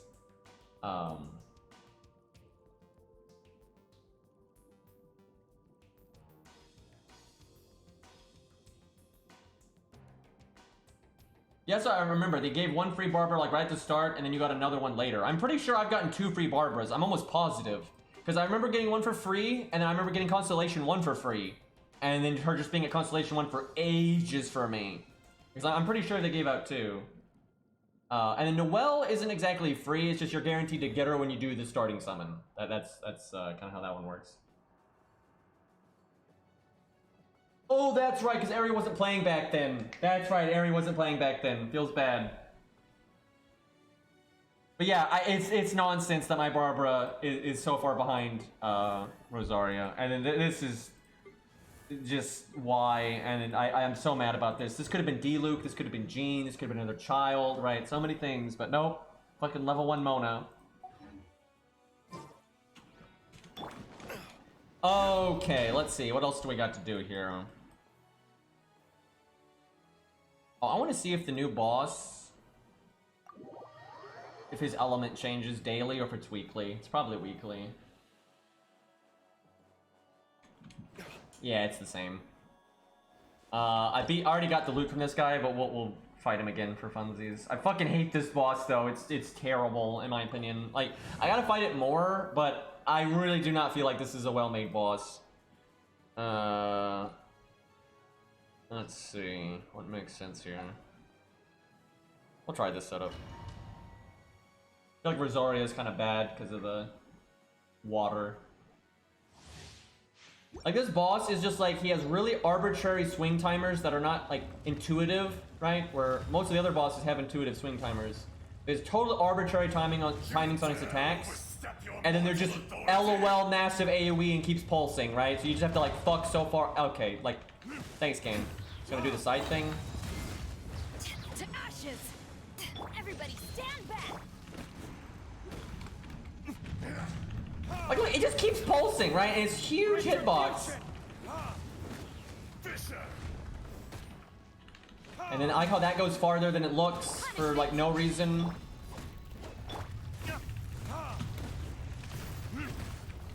And then the hitbox when he comes out of the ground here is stupid. Like, at least you can tell when he's gonna do it because he goes underground, so you know it's coming.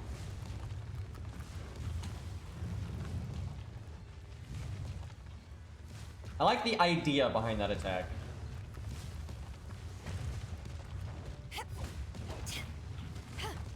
Tail swipe? There is no atonement for 1,000-year pain. And then you have this monstrosity. It's just like, ugh, this boss, man. I want to like it, but I just don't. It's so fucking sloppy. Today, you witness your reckoning.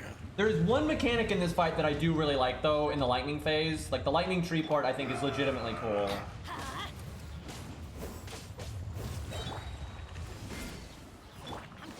Yeah, if you get touched by any of these water orbs, you just start taking damage forever unless you use a barrier, which I think is also ridiculous.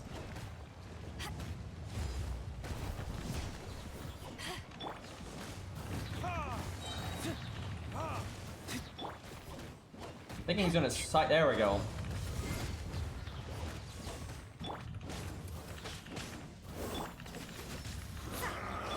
Everybody stand back.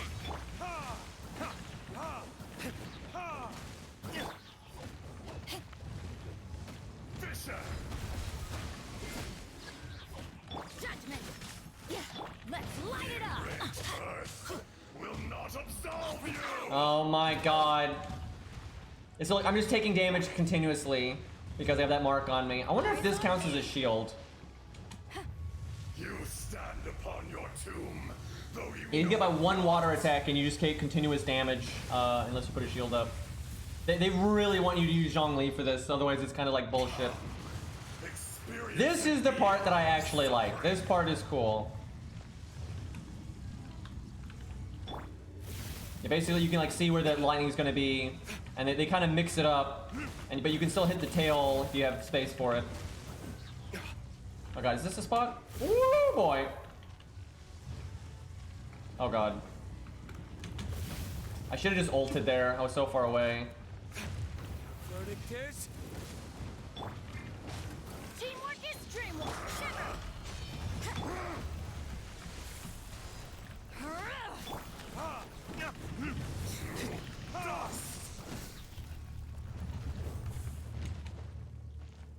Oh, he was not doing the attack I thought he was doing. Oh yeah, this attack is kind of bullshit. Like, it's just so much bigger than it looks. Actually, I have no idea what he's doing right now.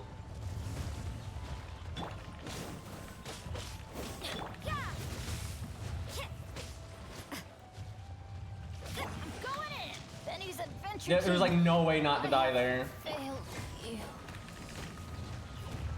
This boss really worries me though because it's so like sloppy. He's like just designed where you have to like strong arm it with stats or take 8 years to kill it, and that's terrible. It reminds me of the water boss, which is not good. It's way more in that design philosophy, and I really hate that design philosophy. So I hope they aren't going to be making more bosses like this. But I feel like they're doing this because people are just so geared and they're strong arming everything. They're trying to like make a giant stat check so it's still challenging for people that are ultra geared. That's like completely what this fight feels like. Because like all of his attacks are just like huge hitboxes that just, you know, have like no nuance to them. And the way you dodge them is just running away really early, and then it's not great. And almost everything he does just does like ridiculous damage. Like you get poked by one water attack, and then it'll just, unless you have a shield character, you'll just take absolutely insane, like you basically will one-shot your character. Yeah, he's a weekly boss.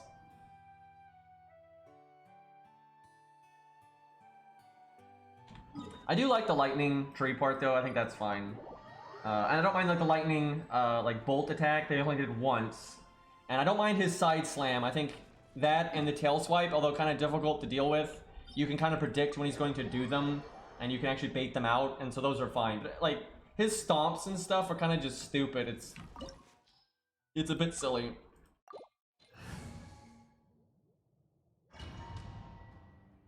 Rosaria was not particularly good here.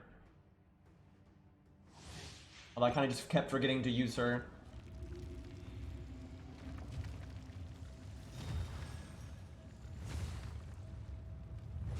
You dare overstep your mortal authority? I'm really worried because this boss reeks of them trying to make something that's hard for people that are playing like dumbasses with super high stats. Like that's completely what it feels like. Wow, she blocked all 3 pulses. That's actually really nice. How did that fucking hit me? Power that ended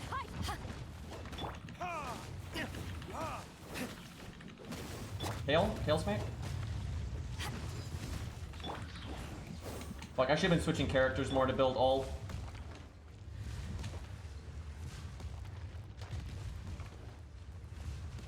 Wait, did he go underground? Okay, now he's underground. Wait, no, he's still not. There it is. Let's light it up! Everybody stand back!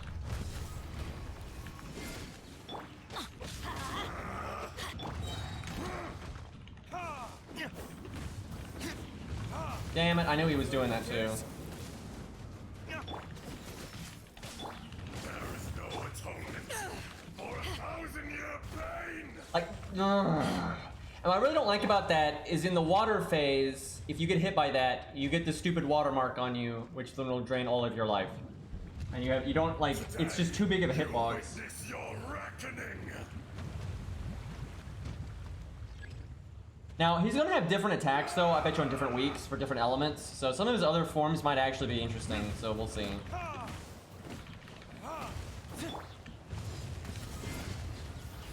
You can't run! I do like though that there's more health, so you have to like actually give a fuck. Like that I'm okay with. Oh my god, that pulse is...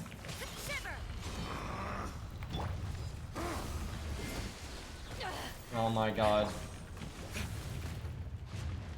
It's like just LOL, big hitboxes everywhere, and I'm gonna lose all my health.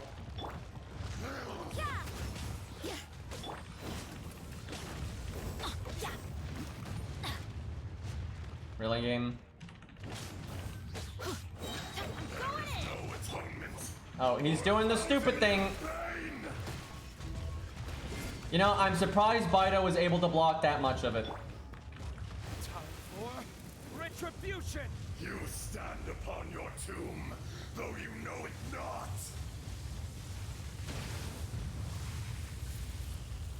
This fight just feels so sloppy to me, like his hitboxes and everything. It's an eon of suffering.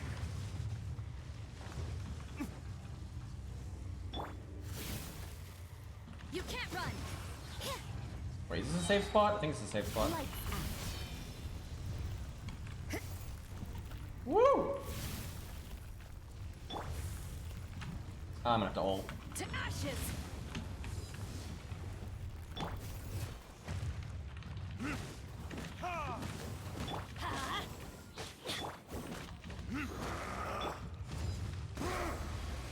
Is it pulsing? Let's light it up! Let's light it up! Teamwork is dreamwork!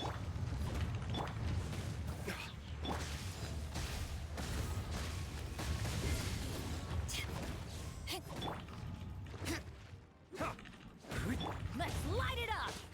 Judgment! Oh my god, it spawned the orb inside of me.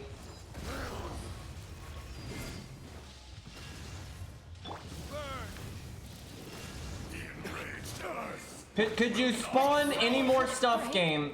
The curse.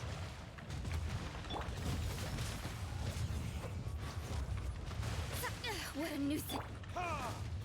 Where did I mean, this is kind of just ridiculous. You can't run! Shiver! No, not the mountain's permanent.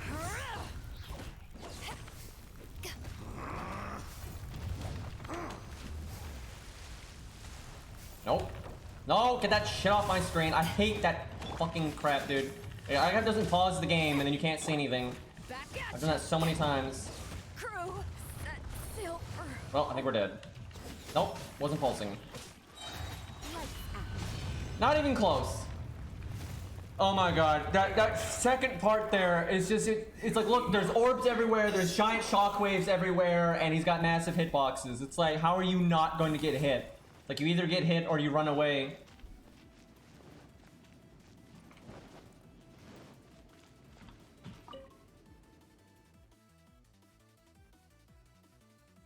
Well, the thing is, he's gonna have different attack patterns on different weeks. Like, so like his other forms might not be so AoE spammy. We'll just have to see. Let's try a, well, this is probably not the week to try a child setup. I would like to try a child setup though, just because I like child and I want to see how, like, yeah, I use fish and child. That's water and lightning, and it's the water and lightning week. So we'll have to do that next week. Let's see, what could we try here? The problem is, this is why I don't like the fight. I think what would make it easier is just like doing things like bringing Noelle or bringing Barbara, right? Being more survivability, and I don't like that. That's dumb.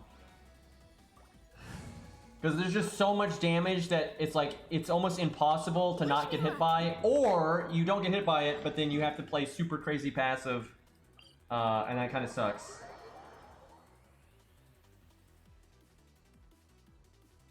Oh, yeah, I mean, if you don't, you can always use... the thing is, you can't use food for everything that's hard in this game. Like Abyss, you can't do that, and things like that. You do pretty much have to build, though, a character for each element. In the long run, there's no way you're gonna have a good time in this game if you don't have at least one character of each element. Because sometimes they just throw stupid shit at you that is just so based around, you know, a certain specific elemental reaction. You can definitely get by with, you know, some more scuffed gear on a certain element or that kind of thing. I don't think you really need one of each weapon. It's a good idea to have one of each weapon, but you don't have to have one of each weapon. I can't really think of anything that you just absolutely gotta use X. If you got something super geared for Y, a lot of times you can kind of strong arm that kind of thing.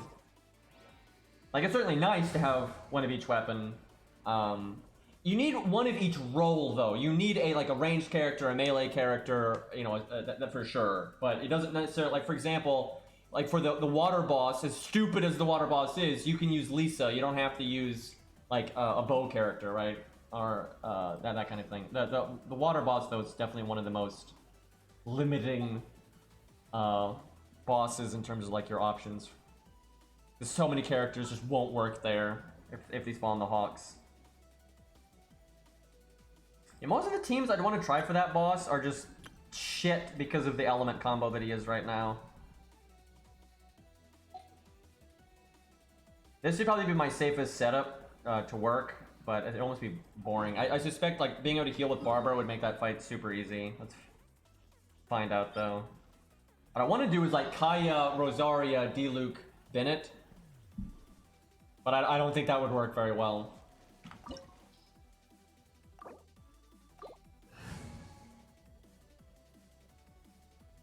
Could do. I wonder if I did the name of the princessin.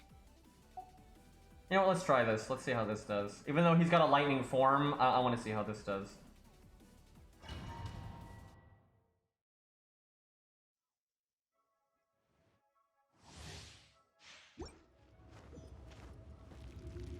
Fish with child is such a good time. Why does my fish have so little life? You dare overstep your mortal authority?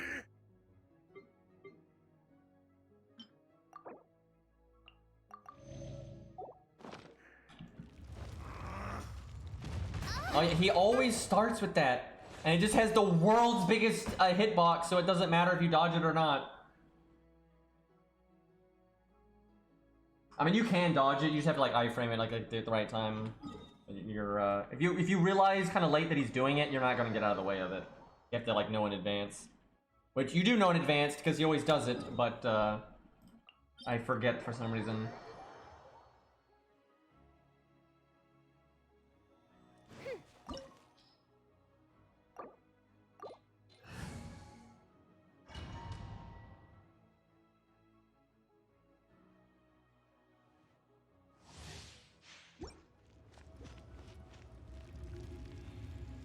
guess I should just counter it with Bido. I mean, you can get out of the way of it, but I might as well get close and start doing damage. You dare overstep your mortal authority? Oh yeah, he starts with that sometimes too. Oh my god. Now he's gonna do it. No, he's... God, I hate that attack so much too because it goes farther than its fucking hitbox. It's so frustrating. I fucking hate this fight. It's the first boss they've put out that I'm just like, this sucks. The water boss sucks, but that was in day one. Like, I really liked Child, I really liked this big guy. But this boss is just such sloppy nonsense.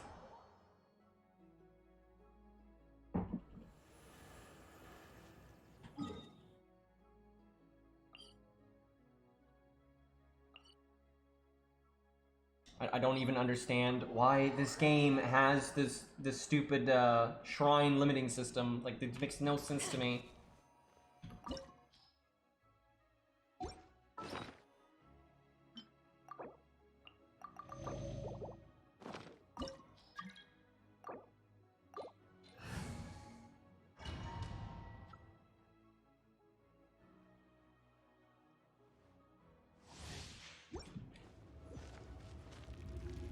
I think he always starts with either that big slam or the ceiling drop thing. You dare overstep your mortal authority? Yeah, it's a ceiling drop.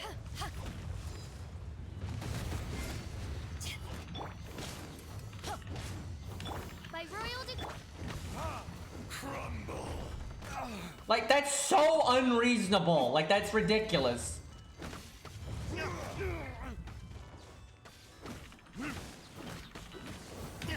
I'm going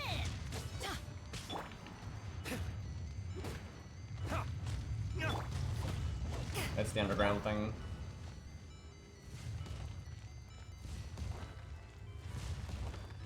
Yeah, I bet you Zhongli makes this fight a complete joke, and I think they did that on purpose. What? I like how that had already lost all momentum, and it was like clearly didn't hit me, and I take a bunch of damage anyway. I wasn't even moving anymore because I thought it was over.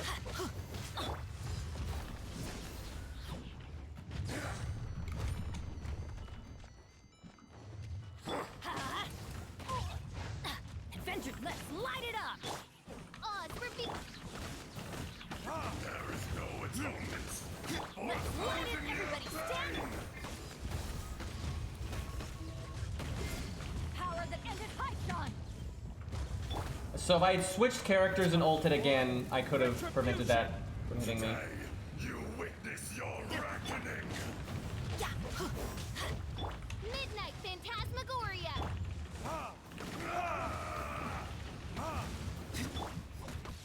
Teamwork is strip. Oh my god, it spawned it like right there.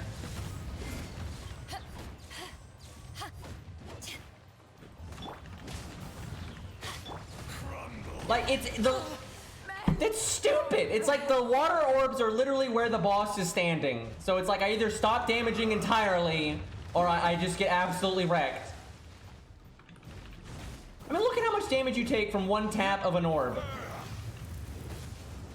Let's light it up. Everybody stand back. Will not absolve you. I fucking hate this boss.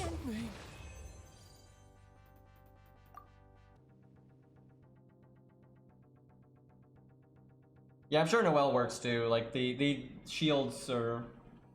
Like, they even say that, like, when you fight the boss the first time, like, pretty much all of the super annoying stuff, if you have a shield, it doesn't wreck you. Oh my god, I'm so annoyed with the healing in this game. There's no reason for these things to have a healing limit. We can do this.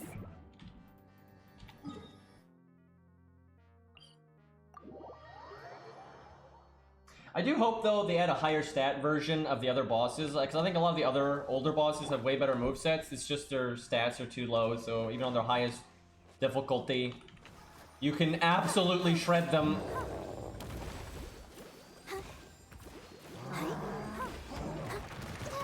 Why do I always forget this guy does that? I always think it's the ice thing.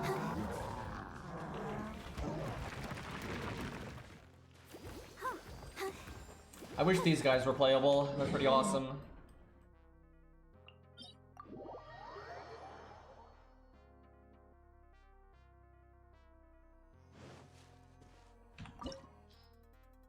Okay, well, I'm literally never using fish because I ain't got time for that. I mean, this is probably the best setup I can use. It's so boring.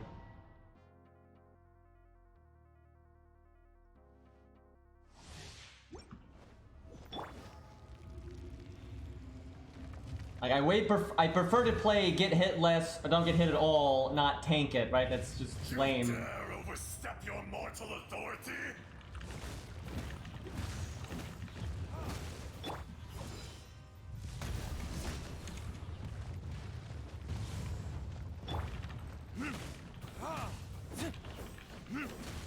Let's light it up. Crumble. I don't know why that didn't hit me. Normally his hitboxes seem like they go way farther than they should, but that like did nothing. I just missed.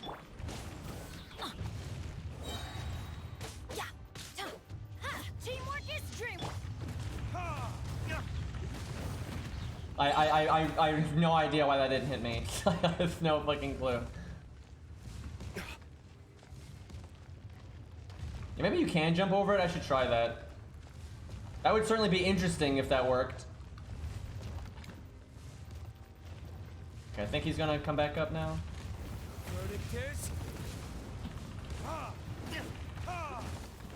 Come on, slam.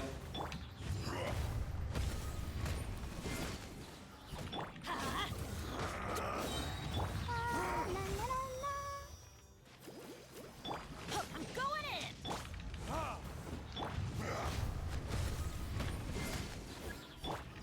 Enraged earth. Let's light it up. God damn it!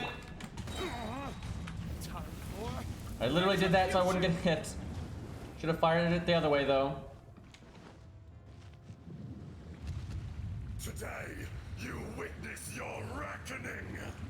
Like, I want to like this boss because he looks cool, but I really do not.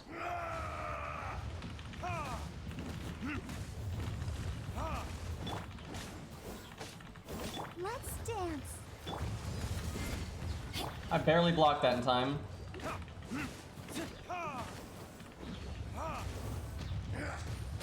That still hit me. That was his back leg and it still fucking hit me.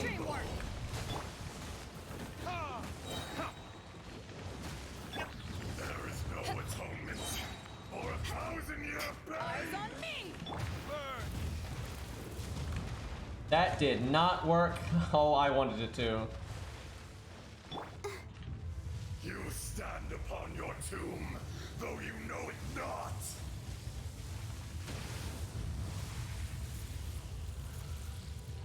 I feel like that needs like a roar sound effect. Experience an eon of suffering.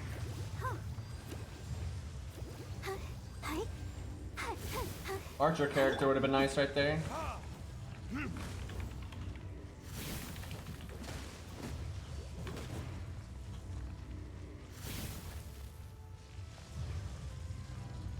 Just standing in the middle actually makes sense because you can always get to one of the sides quickly. Like no matter where the safe spot is, you can get to it in a short period of time. Gonna do a side attack? That's like one of the few attacks of his I don't mind. I mean, the hitbox is nonsense, but he is a big boy. I have no idea what he's doing right now.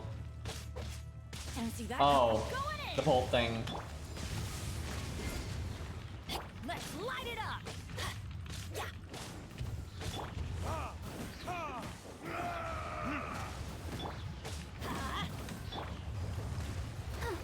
Oh my god. Time for retribution. Teamwork is dreamwork. There is no atonement for 1,000-year pain. Just face tank it, it's fine.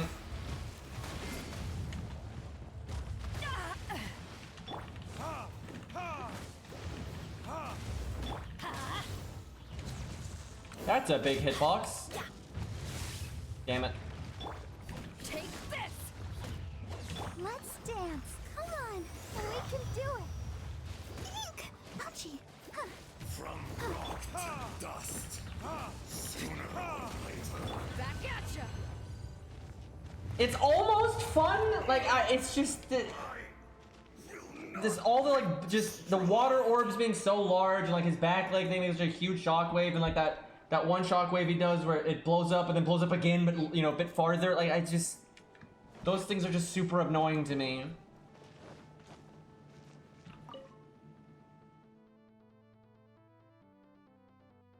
I should try like being a bit more safe, right? And see what that like feels like, right? Because obviously there's a lot of his attacks, if you're like play more on the safe side and you start running away sooner and stuff, you'll be fine. Yeah, his theme is really good. They pretty much never make bad boss music. Let the show begin. Huh. Oh. Hi.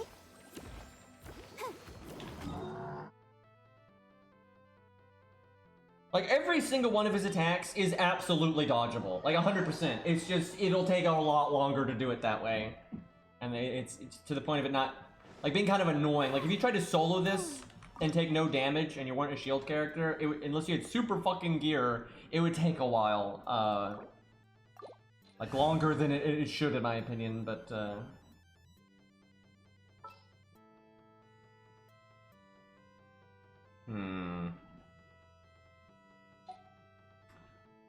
let's try Bido again.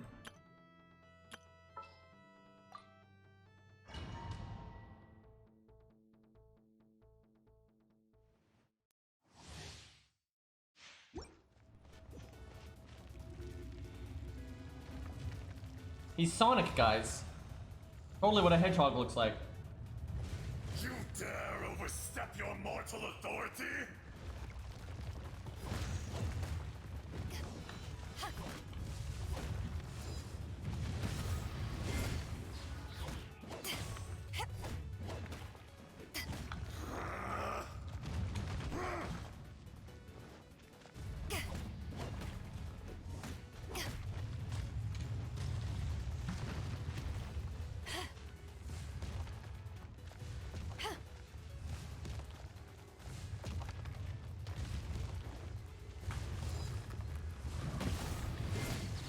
I don't think that does damage to him in that part. You do get ult charge though if you do it.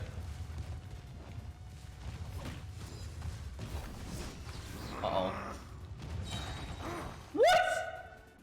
Well, I guess there's a different version of that attack where it goes completely straightforward. Good to know, I suppose.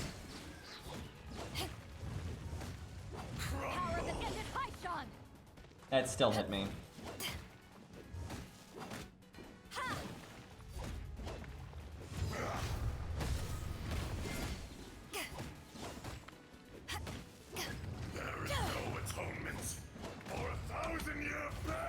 Oh my god. You literally have to start moving like the millisecond you realize he's doing that attack. Okay, progress though.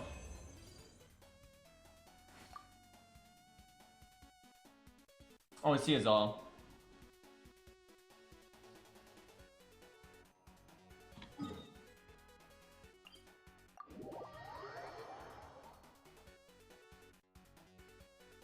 Oh my god. Oh, okay, no, it actually did heal me.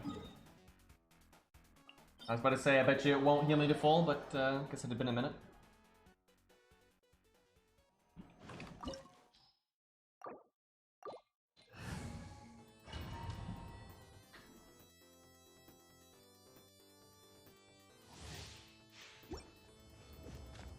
Pretty cool arena, though.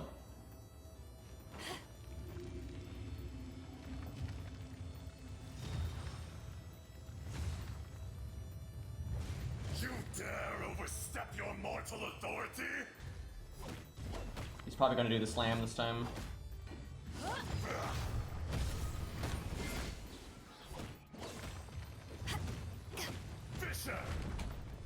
I don't see how I could get out of that in time. Like, Jesus, maybe I should save my block for that. But I mean, surely. What? He just did his tail smack when I was in front of him, and it counted as hitting me. Like, what the fuck? Brilliant. Okay, I'm gonna put Barbara on the team. I won't use her in the fight, but that way if I want to heal, it doesn't take so long. I think it's because like his head becomes a hitbox during that attack too, and that is why. I don't really know why his AI thought though it made sense to do that attack there. You know, chat, you know what we need?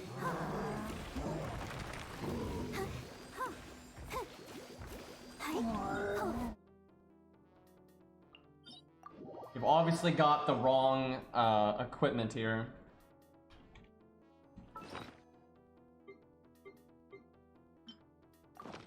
There we go. Now we'll be safe.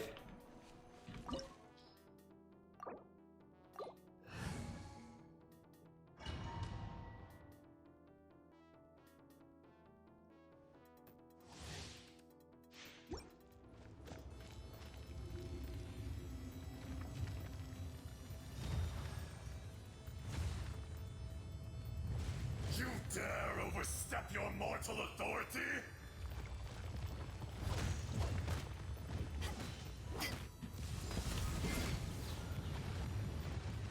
Yeah, I figured if he went that way, he'd slam like that.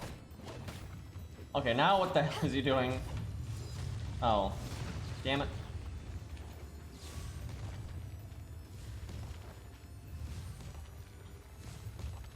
Get like the Jaws theme for that part. Oh shit. Just like running. I couldn't move that way because that's where he was coming out of the ground.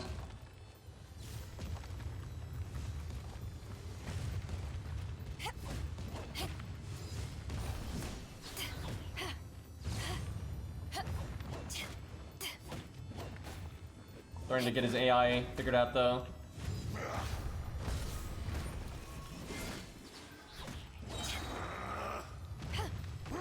Oh my god, that one's the one that goes straight forward.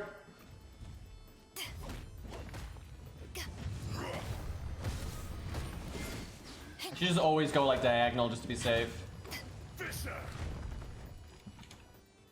I don't know why that didn't hit me.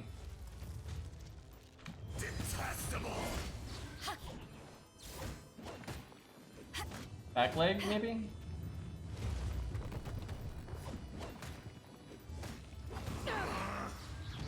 To ashes.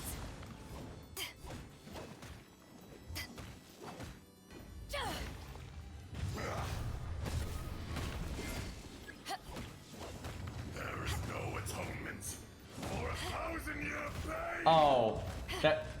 For some reason, I thought he was transforming. That's pretty much what gets me every time.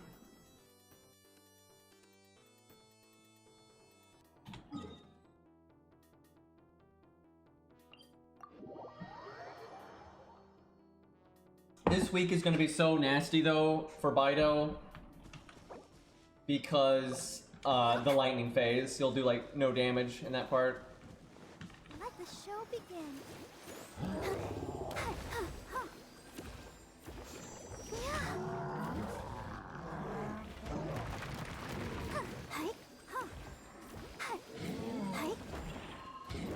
Oh my god. Oh, my healing's done.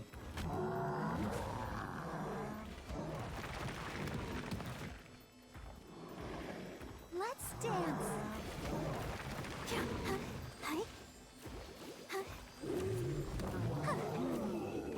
The poor earth slime though.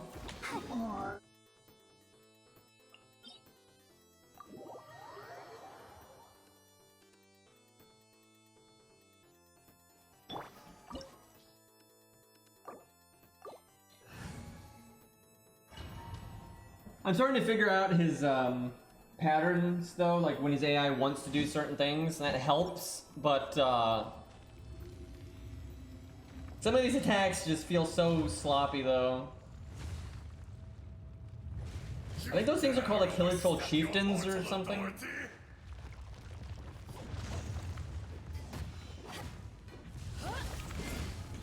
Gonna do the side thing.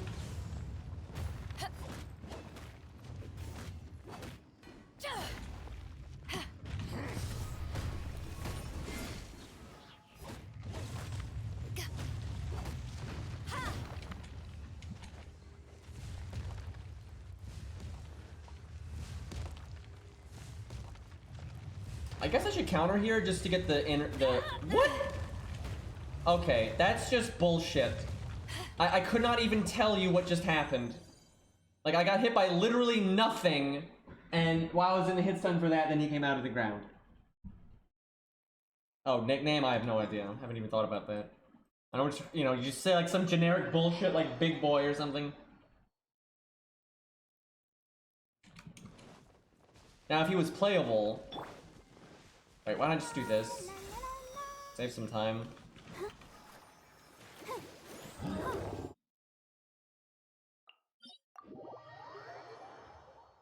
Yeah, I was gonna do all what I'm doing right now, like, off stream, and like make a video, but I just did not care today, and when I got up, I wanted to just do FGO and whatnot, so I'm just now actually fighting the boss.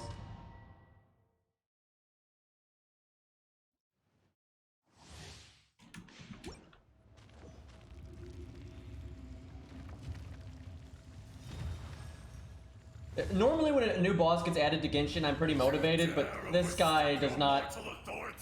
Hold on. My music is dead.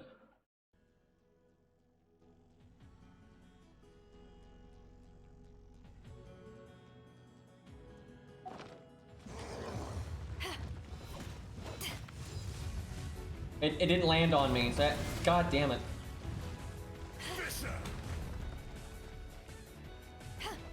Let me do the side thing. Nope.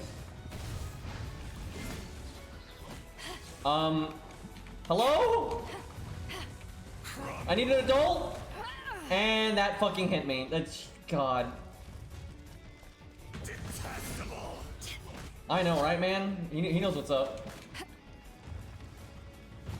Oh my god.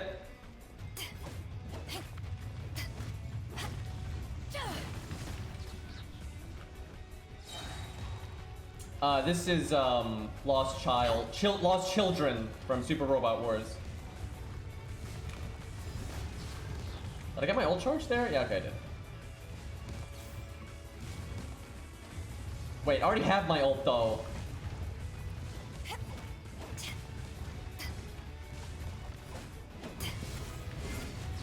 I don't think that counted as a perfect block. I'm not sure, though.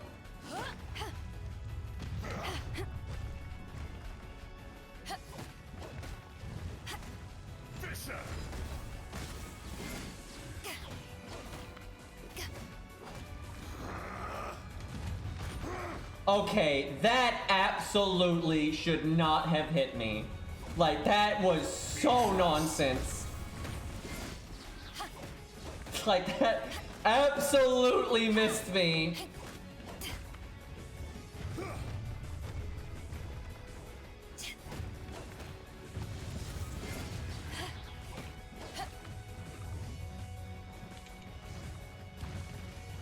Wait, what? I thought he was gonna do the giant crazy AoE thing and now he's going underground. What is going on? There is no atonement. What? If it always took that long, dodging it wouldn't be a problem. I don't understand. I guess it's because he was out of position and he had to go back to the middle of the map. You witness your reckoning.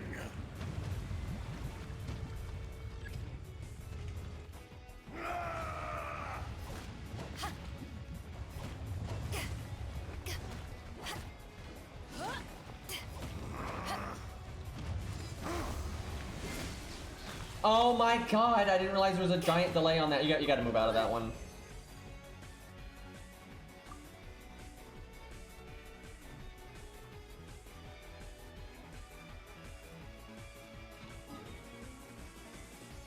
It's good music, man.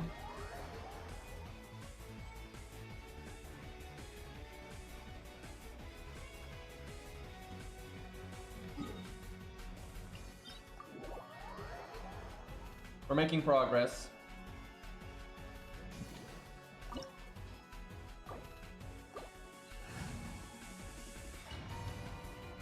The water phase is just so annoying though, because if anything touches you, you take an unbelievable amount of damage and there's just hitboxes everywhere.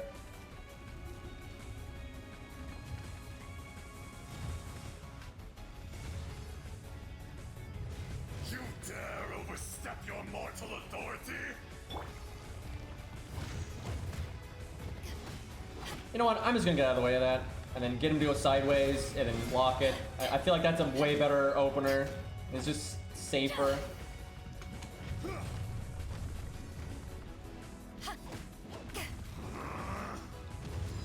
So that move in the water form will have that follow-up water explosion. So you have to fucking get out of there.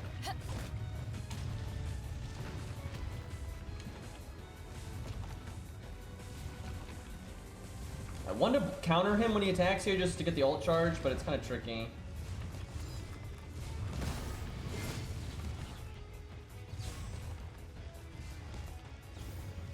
Like if a rock is coming down and whatnot, the timing might get wonky and you might get hit by something. Side attack? Side attack? Good enough. Probably gonna do the side attack now though. Yep.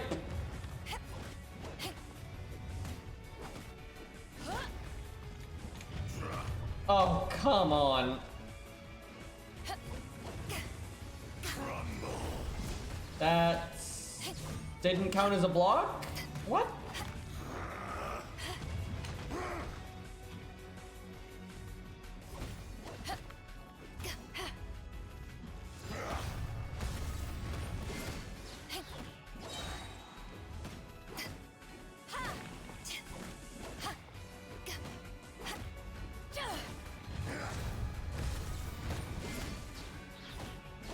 I'm starting to enjoy this more, but it's still sloppy as fuck.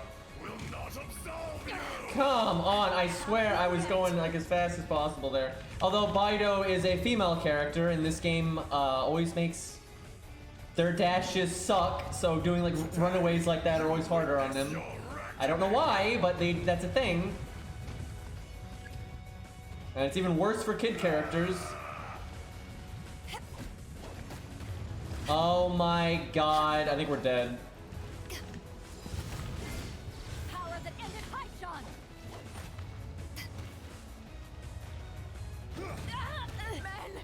I don't feel like that should have hit me there. I'm not gonna lie.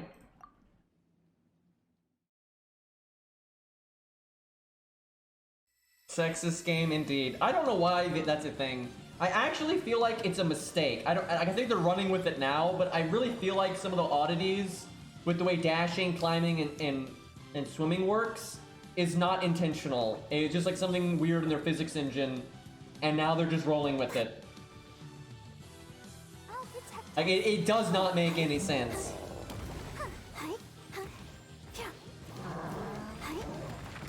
Like, if you just happen to be a tall dude, you get a way better running animation and a better dash. It's like, why though?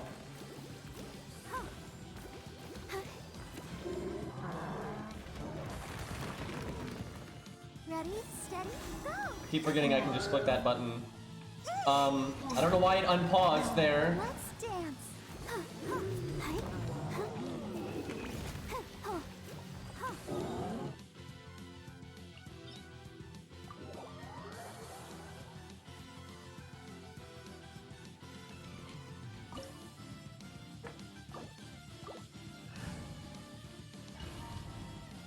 I miss fighting Child. That was nice. Good time. None of Child's hitboxes felt like horseshit. The only thing that felt like horseshit in the Child fight was his quick bow shot with no warning, but eventually you figure out like when that's coming. But that is a little silly, but it didn't hit me.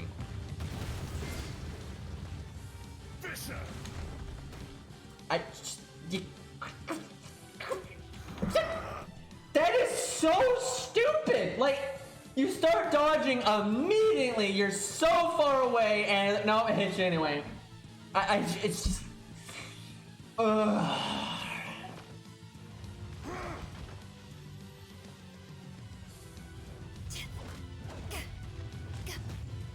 No, you're supposed to do the paw slam thing.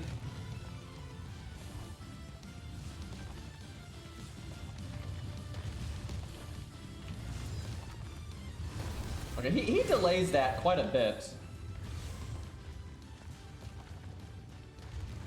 Weird that you can get ult charge there, but you don't actually do damage.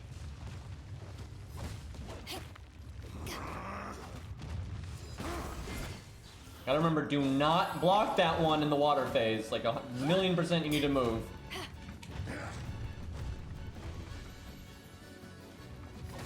Oh, we got the good music though.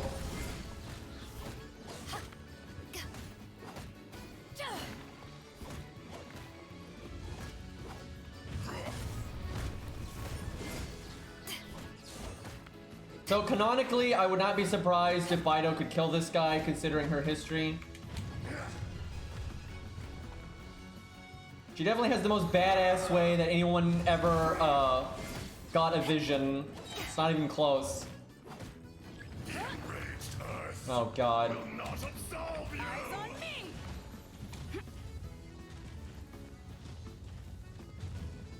It's so hard to get out of the way of that by just like a hair.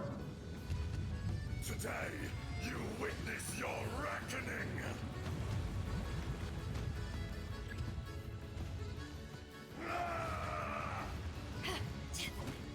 Can we just skip to the lightning phase? Tail? Tail? Nope, did the body slam for some reason. Oh god. Nope, no. There was no way I could get away from that in time. There's absolutely no way.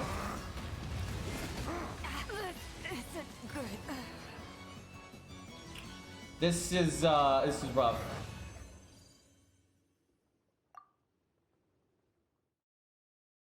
Well, she didn't one-shot it. She literally fought it for like days.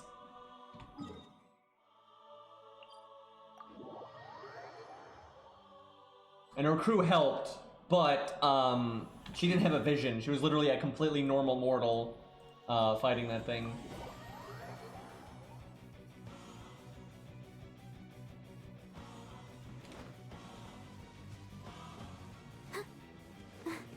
Oh, full health. Never mind.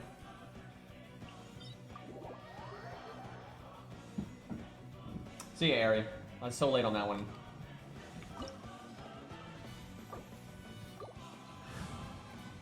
Oh my god, it's so late. I should not be streaming right now. We'll do one more. I should wrap up. Go, Barbara, go!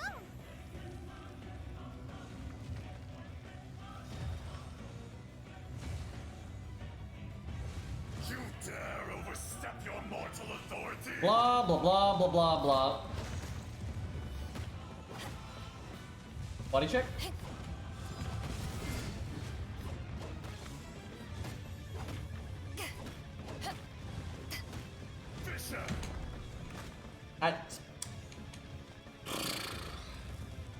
Body check? Nope, tail for some reason.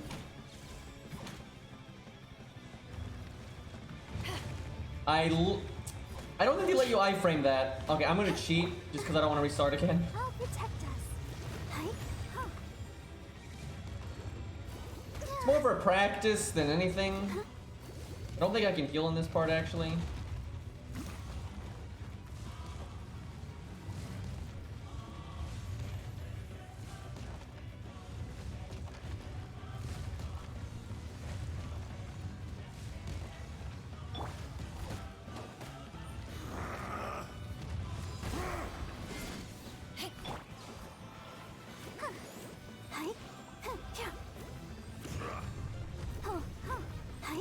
Cheating intensifies. I just didn't want to restart because we basically had accomplished nothing, so.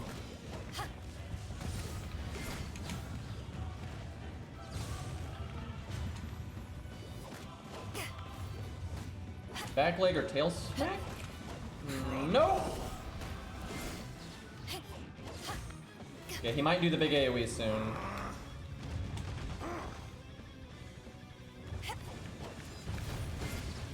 There we go. You basically have to look out for the text, and I mean, the second you see that text, you gotta get out of there.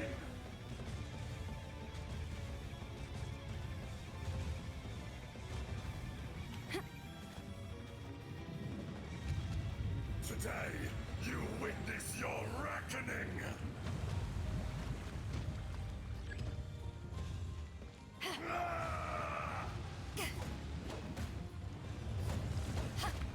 Nope, nope, nope. What?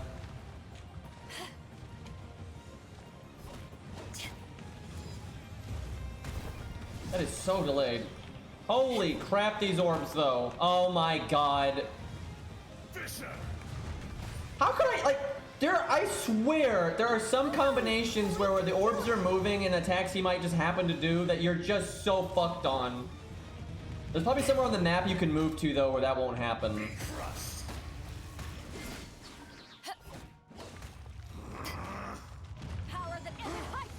Oh, I almost forgot about that. Body check! Yeah, that phase where the orbs are going around, I need to figure out where to go. Like, maybe I just fuck off entirely. What? Oh, I'm learning. And cheating, but you know.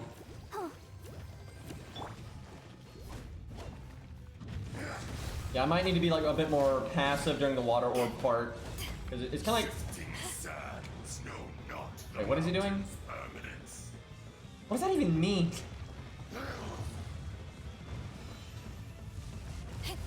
Body check?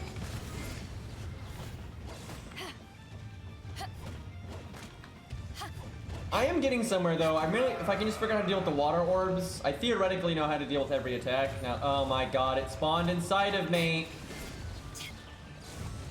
No way to deal with the body check there. Let's dance. Yeah, you have to do a lot of like premeditative stuff because you can get in situations where once you notice that he's doing X and you're in Y location, no matter what you do, you're getting hit. So you have to prevent those things from ever happening. That's a big part of this.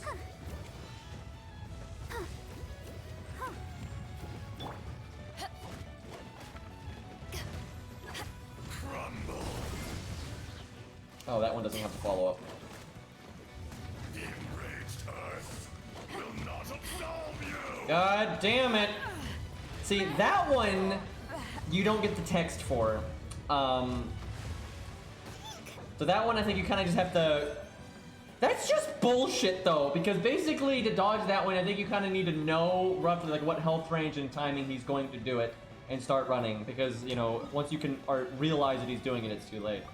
That's kind of this fight in a nutshell, which is why I don't like it. It's definitely doable, but it's just like a lot of memorization, not a lot of like intuitive reflex or anything. Like reflex won't really do shit for you in this fight. Okay, well that's enough for tonight. I made some real progress there. Like, if I sit down and hammer our way at it, I'm sure I can solo it. But I'm so unmotivated to get in there and like learn it because I don't find it very fun. Where a lot of the other bosses, I'm like, yeah, let's go. It's like, you know, good shit. I remember when I was learning Child, I was just having a blast, man. Like, that was good shit. Especially when I was trying to like not take a single hit. Anyway, boys, thanks for hanging out. We'll do FGO tomorrow, yada yada. We'll probably do the hangout tomorrow because everybody really wants that. And yeah. Thank you for watching. I'm out of here.